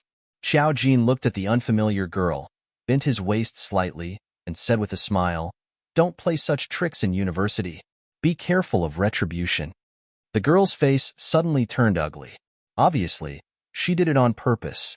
Just as she was about to carry the tray, she accidentally bumped into Xiao Jin. In the end, Xiao Jin retreated as if she had eyes. She lost her balance and fell onto the table. The soup spilled all over the floor and splashed onto her. She had tried to steal a chicken only to end up losing the rice used to lure it. Xiao Jin's plate was destroyed, but she didn't care. She went to get a new plate and sat down at another seat. The girl left the cafeteria in a sorry state. When she came out, she had the urge to cry. She walked to the back of a teaching building and saw Feng Feihe and a few other girls standing together. These people were like the beautiful scenery in the school. Those who could stay by Feng Feihe's side were not ordinary people. All of them were dressed exquisitely and fashionably. The jewelry they wore was expensive. The smell of money was very strong. But when they were together, they were still not as stunning as the Phoenix consort. Seeing her come over, someone quickly asked, "How was it?" Feng Feihe saw that her clothes were in a mess. She choked. "You didn't fight with her, did you?" As soon as the girl came close, she smelled the bad smell of the school cafeteria. Feng Feihe frowned, covered her nose, and took 2 steps back in disgust. The girl was a little embarrassed. She could only take a few steps back and put on a long face. "No, I wanted to pretend that I accidentally spilled the food on her, but it was as if she had eyes." She suddenly stood up. "I lost my balance, and the food fell on the table. I also fell on the table." Hearing her words, a beautiful girl next to Feng Feihe suddenly said, "I really saw a ghost." When Feng Feihe heard this, her eyes narrowed slightly. When she thought of what Xiao Jin had said in the morning, she got angry. The key point was that Musichu had deliberately kept a distance from her. She was so angry that she wanted to sue Xiao Jin. However, Musichu said that there was something wrong with Xiao Jin's brain. She asked around and found that it was true. If she complained to the Mu family, wouldn't she seem petty and unpresentable? She couldn't take it lying down and wanted to send one of her followers to teach her a lesson. She didn't expect that the first one would fail. Feng Feihe didn't think too much about it for the time being. She fanned her fingers in front of her nose. Forget it. Forget it. There are plenty of ways. Go take a shower and change your clothes first. You're covered in the stench of the canteen." The girl's expression became even more awkward. Feng Feihe was born into a noble family. She couldn't stand the lowly existence of the school cafeteria and despised everything around her. She had never come to places like the school cafeteria. Xiao Jin was eating in the school cafeteria. She didn't have any friends, so naturally, no one sat with her. While she was eating, she received a WeChat message. Because she only had Song Yanqing as a friend, she opened the message. Song Yanqing's message popped up on the screen of her phone. "Song Yanqing, Miss Qiao, may I ask if you're the same age as me after the change of fate?" Xiao Jin didn't ask this question at that time. Now that Song Yanqing asked, Xiao Jin raised her eyebrows. He thought of it pretty quickly. Xiao Jin replied, "Yes. Strictly speaking, it only needs to be the same age as you." The other party must be born in the same year as you.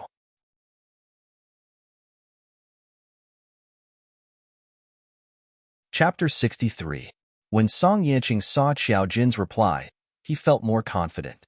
When he saw that soft and cute profile picture, he found it hard to imagine that the girl was typing this sentence with a calm face on the other side of the phone.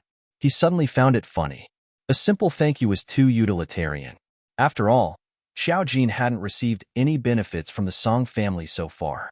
It was considered a free help. He thought for a moment and typed again. His typing speed wasn't fast. Usually, work problems were notified over the phone. Even if the assistant was in charge of WeChat, it was Xiao Jin. He couldn't let the assistant talk to the other party. Song Yanqing, thank you for your information. Has Miss Xiao eaten? Xiao Jin paused. Song Yanqing was very polite, but the last sentence was strange. Xiao Jin sighed. He still had to deal with it. After all, it was a business deal. Jin Jinyo, yes. School cafeteria. Song Yanqing, oh? I thought you would choose to eat outside of school. Xiao Jin looked like an expert. Experts wouldn't eat in the cafeteria. Jin Jinyo, I don't have money. Xiao Jin didn't have much money on her. Xiao Fei was careless and thought that Xiao Jin should have money, so he didn't give her any pocket money.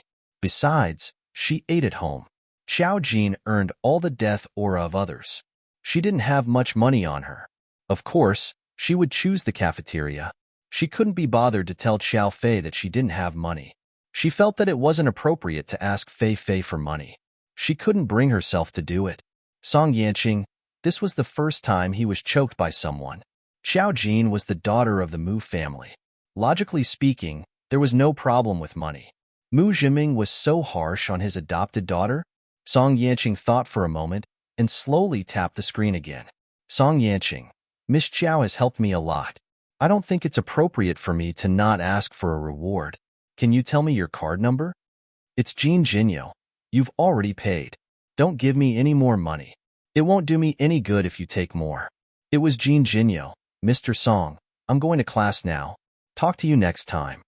The man with perfect eyebrows and skin was deep in thought at this time. His eyes looked back and forth at the content of the conversation on the phone several times, and the corner of his mouth suddenly overflowed with a slight smile. He had met many people who tried to curry favor with him, but this was the first time he had met someone who simply expressed that they didn't want to talk anymore. Of course, perhaps this was why Xiao Jin had such a mysterious ability. Although his father was still somewhat guarded against Xiao Jin because of some things he had seen, Song Yanqing felt that she was still trustworthy enough. In his other world, Xiao Jin was the only light. There was a reason for that. At the mention of money, Xiao Jin instantly remembered that he couldn't do anything without money. In this world, he still needed money to eat. She was too embarrassed to ask for Xiao Fei's money. She was already an adult and could earn money with her own ability. What was her ability? Oh, it seemed that he still had to walk the path of fortune-telling. After all, fortune-telling was the only way to make money quickly without any mistakes. However, there had to be a suitable place for fortune-telling.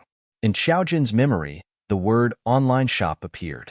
In this day and age, even things that were labeled as feudal superstitions could survive. The internet was a big die-vat. There were countless online shops for horoscopes, fortune-telling, and tarot card divination. In Xiao Jin's previous memory, there was also a memory of being cheated by online tarot card divination. He spent 500 yuan and got a sentence. You will be the woman of the king in the future. Haha.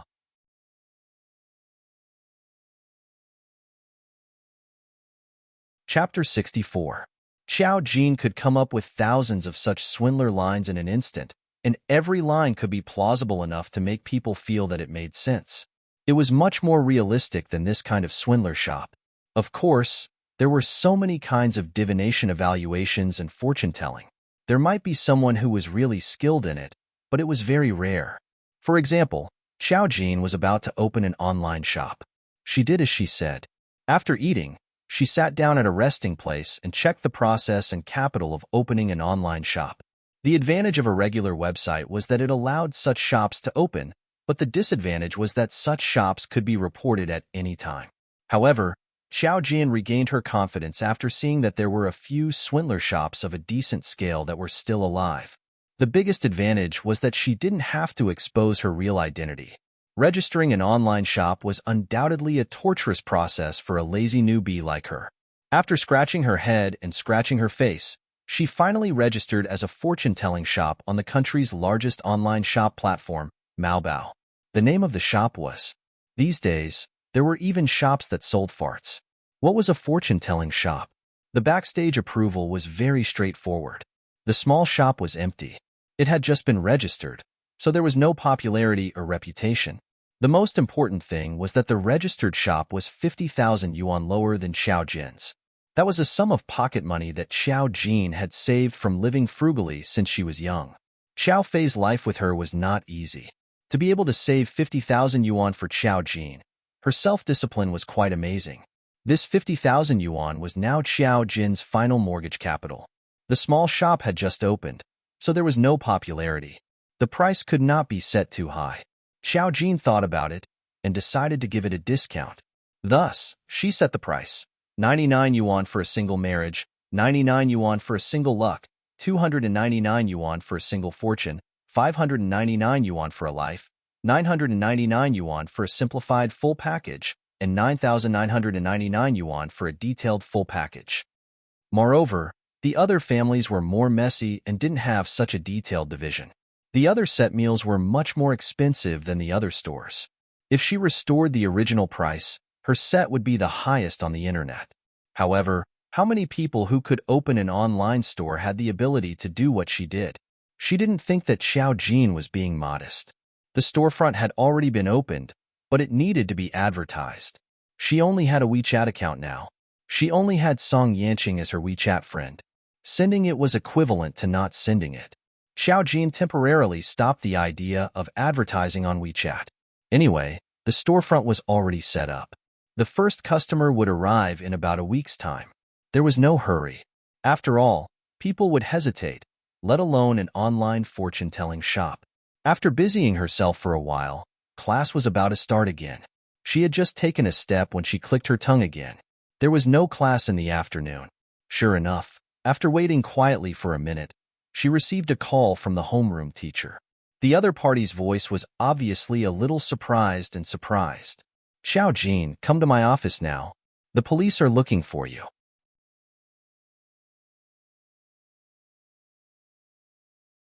Chapter 65. Talking about Xuejia was not over yet. In fact, it was just the beginning. When they arrived at the homeroom teacher's office, there were a few policemen standing inside. One of them was the policewoman who had interrogated Xiao Jin last time. But there was also a woman with a high ponytail and glasses who looked valiant. She was wearing civilian clothes, so it was uncertain if she was a member of the police. When Xiao Jin saw her, he pursed his lips slightly and revealed a faint smile. When the homeroom teacher saw Xiao Jin, he looked at him with some surprise. Xiao Jin, these policemen are looking for you. The policewoman came forward and looked at Xiao Jin. She was very gentle. We meet again, Miss Xiao. Xiao Jin raised his eyebrows. I thought that after the interrogation last time, I should have been cleared of suspicion. The policewoman said, it's just routine. We still need to bring Miss Xiao back for investigation. We are following the rules. I hope that Miss Xiao will forgive us. Of course, they were following the rules. Talking about Xuejia was not over yet, and another person had died. It was also a bar girl. It was fine if they were not related, but it was the same $52. Most importantly, this bar girl was with Tan Xuejia, and she had also come into contact with Xiao Jin. It was no wonder that they continued to target Xiao Jin. He looked at Xiao Jin with interest. On the surface, she looked like a normal girl in her 20s. She was wearing a pure white shirt and denim pants. She had a good figure and looked pure and lively. Her appearance was exquisite, and she even looked like a flower in a greenhouse that had been watered. But that was in the past. Now, although Xiao Jin was smiling, his eyes were very calm. At a closer look, one could see that he was very different from before. There was even a hint of pity for all living beings. Yes, it was very uncomfortable. It made people feel that they would be inexplicably shorter in front of her. There was indeed a huge change. For the time being, Yao didn't know when this change started. This time, the police had investigated her. They had also cooperated with the official organization. They had used an identity to look for Xiao Jin together. She wanted to take the opportunity to get close to Xiao Jin and see through her disguise. Xiao Jin was taken away from school, and it was posted on the school forum. After all, there were quite a few posts about her today. Those who didn't know Xiao Jin before now knew her. Everyone was curious as to why she was taken away. It was another familiar process, but this time, other than the policewoman, Yao, who was sitting next to her, was also being interrogated. Yao wasn't wearing a uniform, but she gave off a lot of pressure just by sitting there. However, this pressure did not affect Xiao Jin. Xiao Jin sat there and heard the policewoman ask, "You know Gu Jiajin, right? When was the last time you met?" Gu Jiajin was the latest victim. She also died outside, but the difference was that she was found by some passers-by not long after her death. She died in the early hours of the morning. It was the same 52 slashes. There were no surveillance cameras nearby, and the few houses that did have any abnormalities. The murderer had perfectly controlled the blind spots. It was someone who was very familiar with the surrounding terrain. It was reasonable to say that they couldn't find Xiao Jin, but Xiao Jin was involved. Gu Jiajin and Xiao Jin were also very close. Gu Jiajin was also present when Xiao Jin took drugs that night. She was with several other men at that time. Coincidentally, the victims were all women, but the men that night were not. The police had reason to suspect that it was because women were easier to deal with.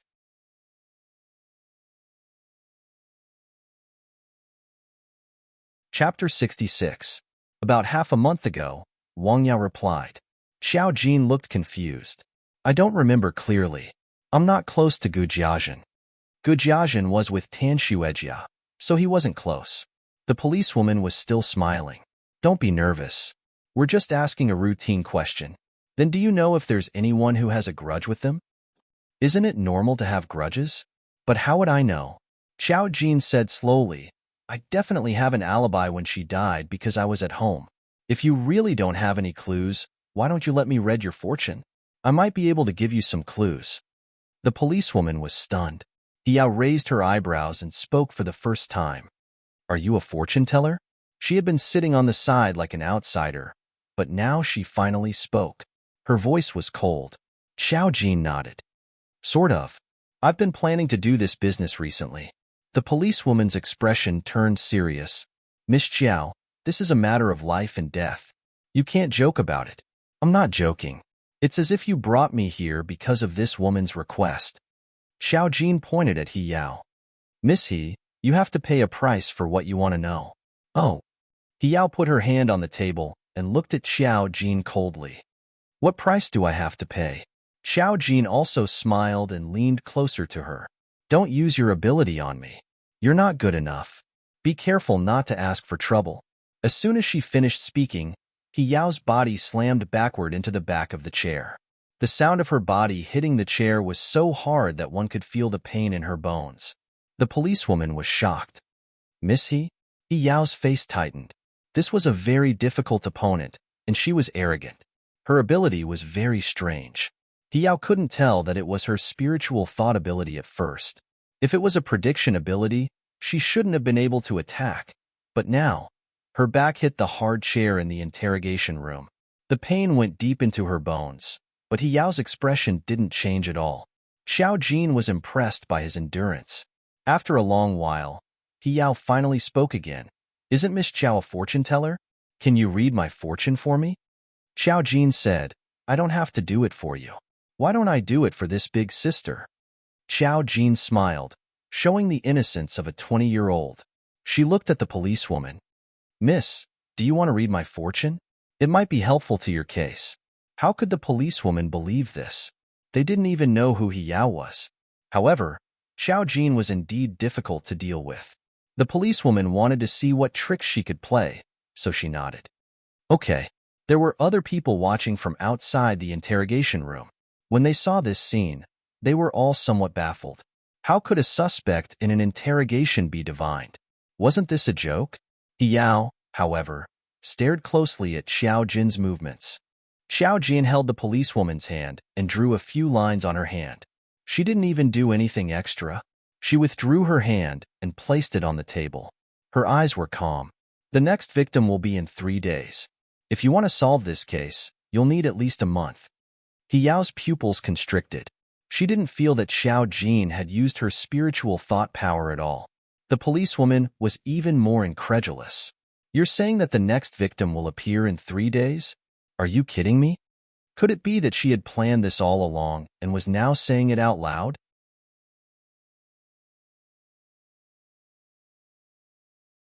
Chapter 67. Xiao Jin smiled. So, this is the result of my divination for you, not for me. The policewoman was speechless. Indeed, if Xiao Jin was the murderer, she wouldn't have said it now. She only said that the next victim would be in 3 days. She didn't say anything about the time, place, or person. The policewoman didn't believe it, but she still asked, "You said that the next victim will be in 3 days. Where's the location? Why do we need a month to solve this case?" This was already a serial murder case, and the higher-ups were pressuring them. If it took another month, they would probably be scolded badly. Who knew if there would be more victims in a month and cause more panic? No. Xiao Jin said that it would be in a month. Was it really a month? She was just spouting nonsense. Xiao Jin glanced at the policewoman. You can't say it. You can't afford the information. If she could casually say these things, she would have been omniscient and omnipotent long ago. Even if she wanted to know some things, she had to think about whether the price was enough. She could easily see through other people's matters, but she couldn't say it. It wasn't without reason that heaven's secrets couldn't be revealed. The policewoman smiled.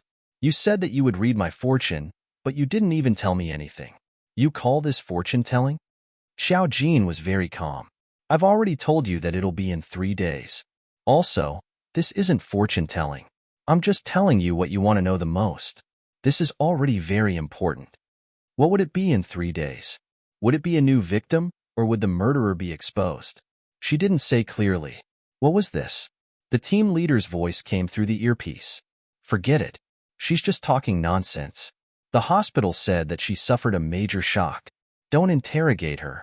There's no substantial evidence. Let her go for now. The policewoman was about to speak when Yao suddenly looked at Xiao Jin and said, Do you know that if what you said becomes true, it will bring you even more trouble? They knew that Xiao Jin might have the ability to see the future. If she said something, it might be true. If it really happened, Xiao Jin would be the biggest suspect. How did she know when a murder would happen? Xiao Jin smiled and said, You can take it that I'm talking nonsense. In any case, that's what I think. The policewoman was speechless. Without any evidence, they could only release Xiao Jin for the time being. In fact, they knew that Xiao Jin did not have many suspicious points. Xiao Jin was the only one who seemed to have a direct connection with the 2 victims. She had been forced to take drugs, and Tan Xuejia and Gu Jiajin had helped her. There was indeed a reason for revenge. However, now that Xiao Jin had almost recovered, even if she wanted to take revenge, it was not impossible for her to rely on the Mu family's power. It did not seem worthwhile to take his life. Everyone did things according to the rules, so there was nothing much to say. When Xiao Jin came out, Yao also came out. She looked at the girl in front of her and said, Xiao Jin, there are many things in this world that are not what you think. You may be temporarily blinded, but you can't be blind. She was reminding Xiao Jin. Xiao Jin turned around and tilted her head to look at her. Oh, was she reminding Xiao Jin that there were many other spiritual readers to not be blindly arrogant? She had never been blindly arrogant, but to find someone stronger than her? Sorry, no.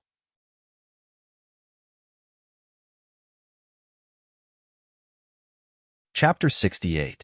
If it weren't for the fact that her old rival was shameless, he wouldn't have been able to trick her. It was precisely because he could only trick her that he couldn't beat Xiao Jin in a head-on confrontation. She hadn't been on guard back then, but now that she was, she had come to a whole new world. Xiao Jin nodded. Thank you for the reminder. I'll keep it in mind. Xiao Jin took the car back home. There was no need for him to go to class in the afternoon. Yao heaved a sigh of relief and called someone.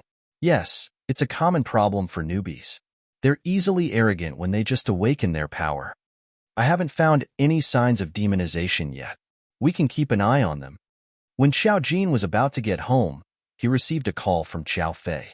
The woman was crying on the other side. Xiao Jin, why did you delete mommy from WeChat? If she hadn't sent Xiao Jin a message and received a "you're not friends with him yet" notification, she wouldn't have known about it. Her daughter was too rebellious. She didn't even acknowledge her mother and deleted her on WeChat. Xiao Fei felt that the sky was falling. Xiao Jin was silent for a moment. No, there were too many people at the time. I accidentally deleted you when I deleted you. You can call me if you need anything. It's not like you need WeChat all the time. But mom needs to transfer money to you. Of course it's more convenient to use WeChat. How can you delete mom? You don't care about mom and make mom sad. Xiao Jin, Fei, tell me your WeChat ID again. I'll add you back. What a headache. When she added Xiao Fei again, she received a message from Song Yanqing. Song Yanqing, 1x times x times x, my number. Call me if you need anything. Song Yanqing, I heard that you might be in some trouble. Do you need help? Song Yanqing's news was quite fast. He was probably referring to Luke's arrest at the police station. But Xiao Jin didn't think much of such a small matter. He replied directly, It's Jin Jinyo. It's not a big deal, there's no need. It was Jin Jinyo. You don't have to think about compensating me. You really don't owe me anything. Take good care of your body and find the person who swapped your fate. Of course, it was too difficult for them to catch this person on their own, unless Song Shirin found someone special to help her. Song Yanqing, yeah. Xiao Jin didn't reply. He entered Xiao Fei's number and saw that her WeChat profile picture was that of a mature anime lady. Her username was Xinfei. She could not imagine what Xiao Fei looked like at all. Xiao Jin, how could he blame her for accidentally deleting it? After adding her, Xiao Jin's remark was, Fei. Xiao Fei also pushed Mu Jinming's WeChat over. Jin, add your Uncle Mu's WeChat too. We can chat more in the future. After all, he's your father. Xiao Jin. She then added Mu Jinming. Of course, Mu Jinming's WeChat account was not one that anyone could casually add. Song Yanqing saw that there was no reply and smiled slowly. He put his phone next to the bed and put his laptop in front of him. Even if he was sick, he still needed to work. Song Shirin wanted him to rest, but he felt that he was fine now. He still had to work. Soon after, also informed him that the Mu family's twins had come to visit him. Song Yanqing remembered that Xiao Jin was now living with the Mu family. If he wanted to get more information about Xiao Jin, he could start from the two brothers. He was too curious about Xiao Jin now.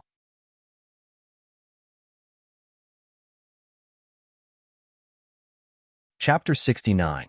Not long after Xiao Jin returned home, Xiao Fei complained to Xiao Jin. Why did you delete mom? Xiao Jin sighed. Didn't I say that I deleted the wrong person when I deleted her? Anyway, I added her back. Xiao Fei was still a little sad. It's because I'm not important enough in your heart. Xiao Jin, however, she didn't dwell on this matter for long, because she was about to go to Sakura Island with Mu Jinming for a week. After the two of them got together, they rarely had such an opportunity, mainly because Mu Jinming was really too busy.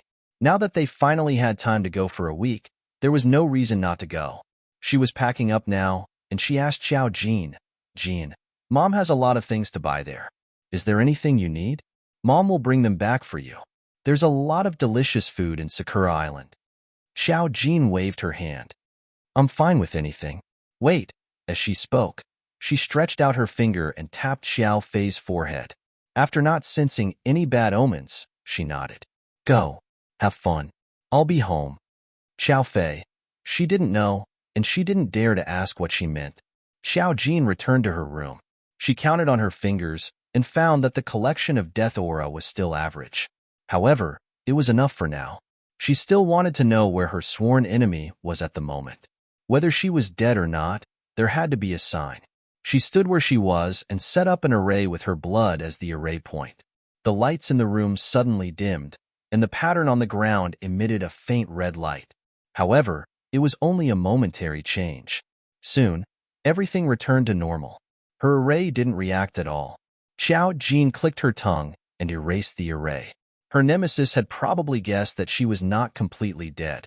Even if she was still alive, it was impossible for her not to hide herself and not let Xiao Jin find her. Xiao Jian had used a method that defied the heavens and changed his fate to survive. If he was still alive, he would have to pay an even greater price. Now, he would definitely be in a state that was neither human nor ghost. He would definitely not appear in front of others. It would be difficult for Xiao Jin to find him. Of course, the best explanation was that he was already dead. However, judging from the reaction of the array formation, it was most likely still struggling at death's door. Xiao Jin was not in a hurry. At this moment, the doorbell rang. Xiao Jin could sense that Xiao Fei was ringing the doorbell. She opened the door and saw Xiao Fei standing outside. He was rubbing his palms and looked a little uneasy. She didn't expect Xiao Jin to open the door so quickly. Xiao Fei was surprised and said, "Jin, can Mom go in? I want to talk to you about something." Xiao Jin nodded. After entering Xiao Jin's bedroom, Xiao Fei glanced around. The layout of the bedroom was no different from the first day Xiao Jin came here. She didn't seem to have changed anything. If Xiao Jin didn't really live here, it would be difficult to tell that Xiao Jin had lived here before. Was Xiao Jin still resisting this family? For some reason, Xiao Fei felt a little sad. She thought of what she wanted to say when she came here. After sitting down, she couldn't help but feel sad. She stammered, "Jin, Mom came here to apologize for what happened in the past 6 months. Mom let you down." Xiao Jin. She didn't think it was a big deal. Even if this didn't happen, she would still wake up. The time was coming. It was destined that she would live in this era.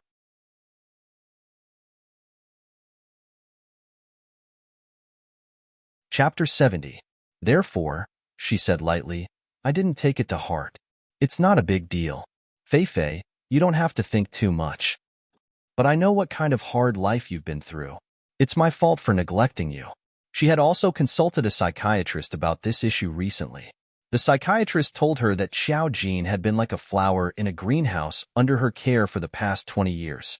He didn't know anything. Half a year ago, he was likely to have suffered a blow because of this incident. That was why he was led astray. At that time, she was busy communicating with her sons. In addition, she had some matters to deal with in the Mu family. It was inevitable that she neglected Xiao Jin. Xiao Fei wasn't a perfect woman. She just thought that they were all her own flesh and blood. She couldn't ignore the 3 sons in the Mu family. After all, Xiao Jin had been raised by her for 20 years. It wasn't that she didn't want him. She still gave him pocket money and took care of him. It was just that she didn't know how it became like this. Although Xiao Jin was back now, what happened in between wasn't good. Xiao Fei also knew that she took drugs. She just didn't dare to mention it. She didn't dare to ask how she got addicted to drugs. She was afraid that she would mention Xiao Jin's sad story. When she knew that Xiao Jin committed suicide, she realized how big her negligence was as a mother. Seeing that Xiao Fei's eyes were red again, Xiao Jin immediately said, "I don't think it's a big problem." "Xiao Fei," Xiao Jin said, "it's good now. Don't worry. I'm almost recovered. I'll go to school. You can go to Sakura Island with Zhenming. I'll wait for you at home. You don't have to worry about it." Xiao Jin said earnestly, like an elder who had seen through life, "Fei Fei, I'm already 20 years old." When she said this, Xiao Fei thought that she was 100 years old for a moment. At the age of 20, "I know everything. I should understand you. After all, you have 3 biological sons. Don't worry. I really don't have any thoughts in my heart now. I treat all of you, including Zhenming, as a family." Xiao Fei, she wiped her tears and said, "I'm here to have a heart-to-heart talk with you. I think I'm a failure." "No, you're very successful." Xiao Jin praised sincerely. Not every woman can raise a child to the age of 20. Xiao Fei had been taking care of Xiao Jin alone for the past 20 years. Even if their days weren't very good, at least they didn't have to worry about basic necessities. As a woman, she did not take any wrong paths and relied on her own efforts to raise a child. She was already very noble. Xiao Fei was comforted and felt relieved. "Jan, you have been obedient since you were a child. Mom is very pleased." She touched Xiao Jin's face lovingly. "Don't worry. No matter what you become, you will always be my favorite daughter. Even if there's something wrong with your brain, I'll take you to the best doctor in the world. I will definitely cure you." Xiao Jin, "All right, Fei Fei. You and Zhenming can go on a trip without worry. Don't worry about the family. Xiao Fei nodded. When she left, she was still a little worried. Jean, don't hold back anything. When your Uncle Jinming and I leave, if your two brothers do something overboard, you must tell us.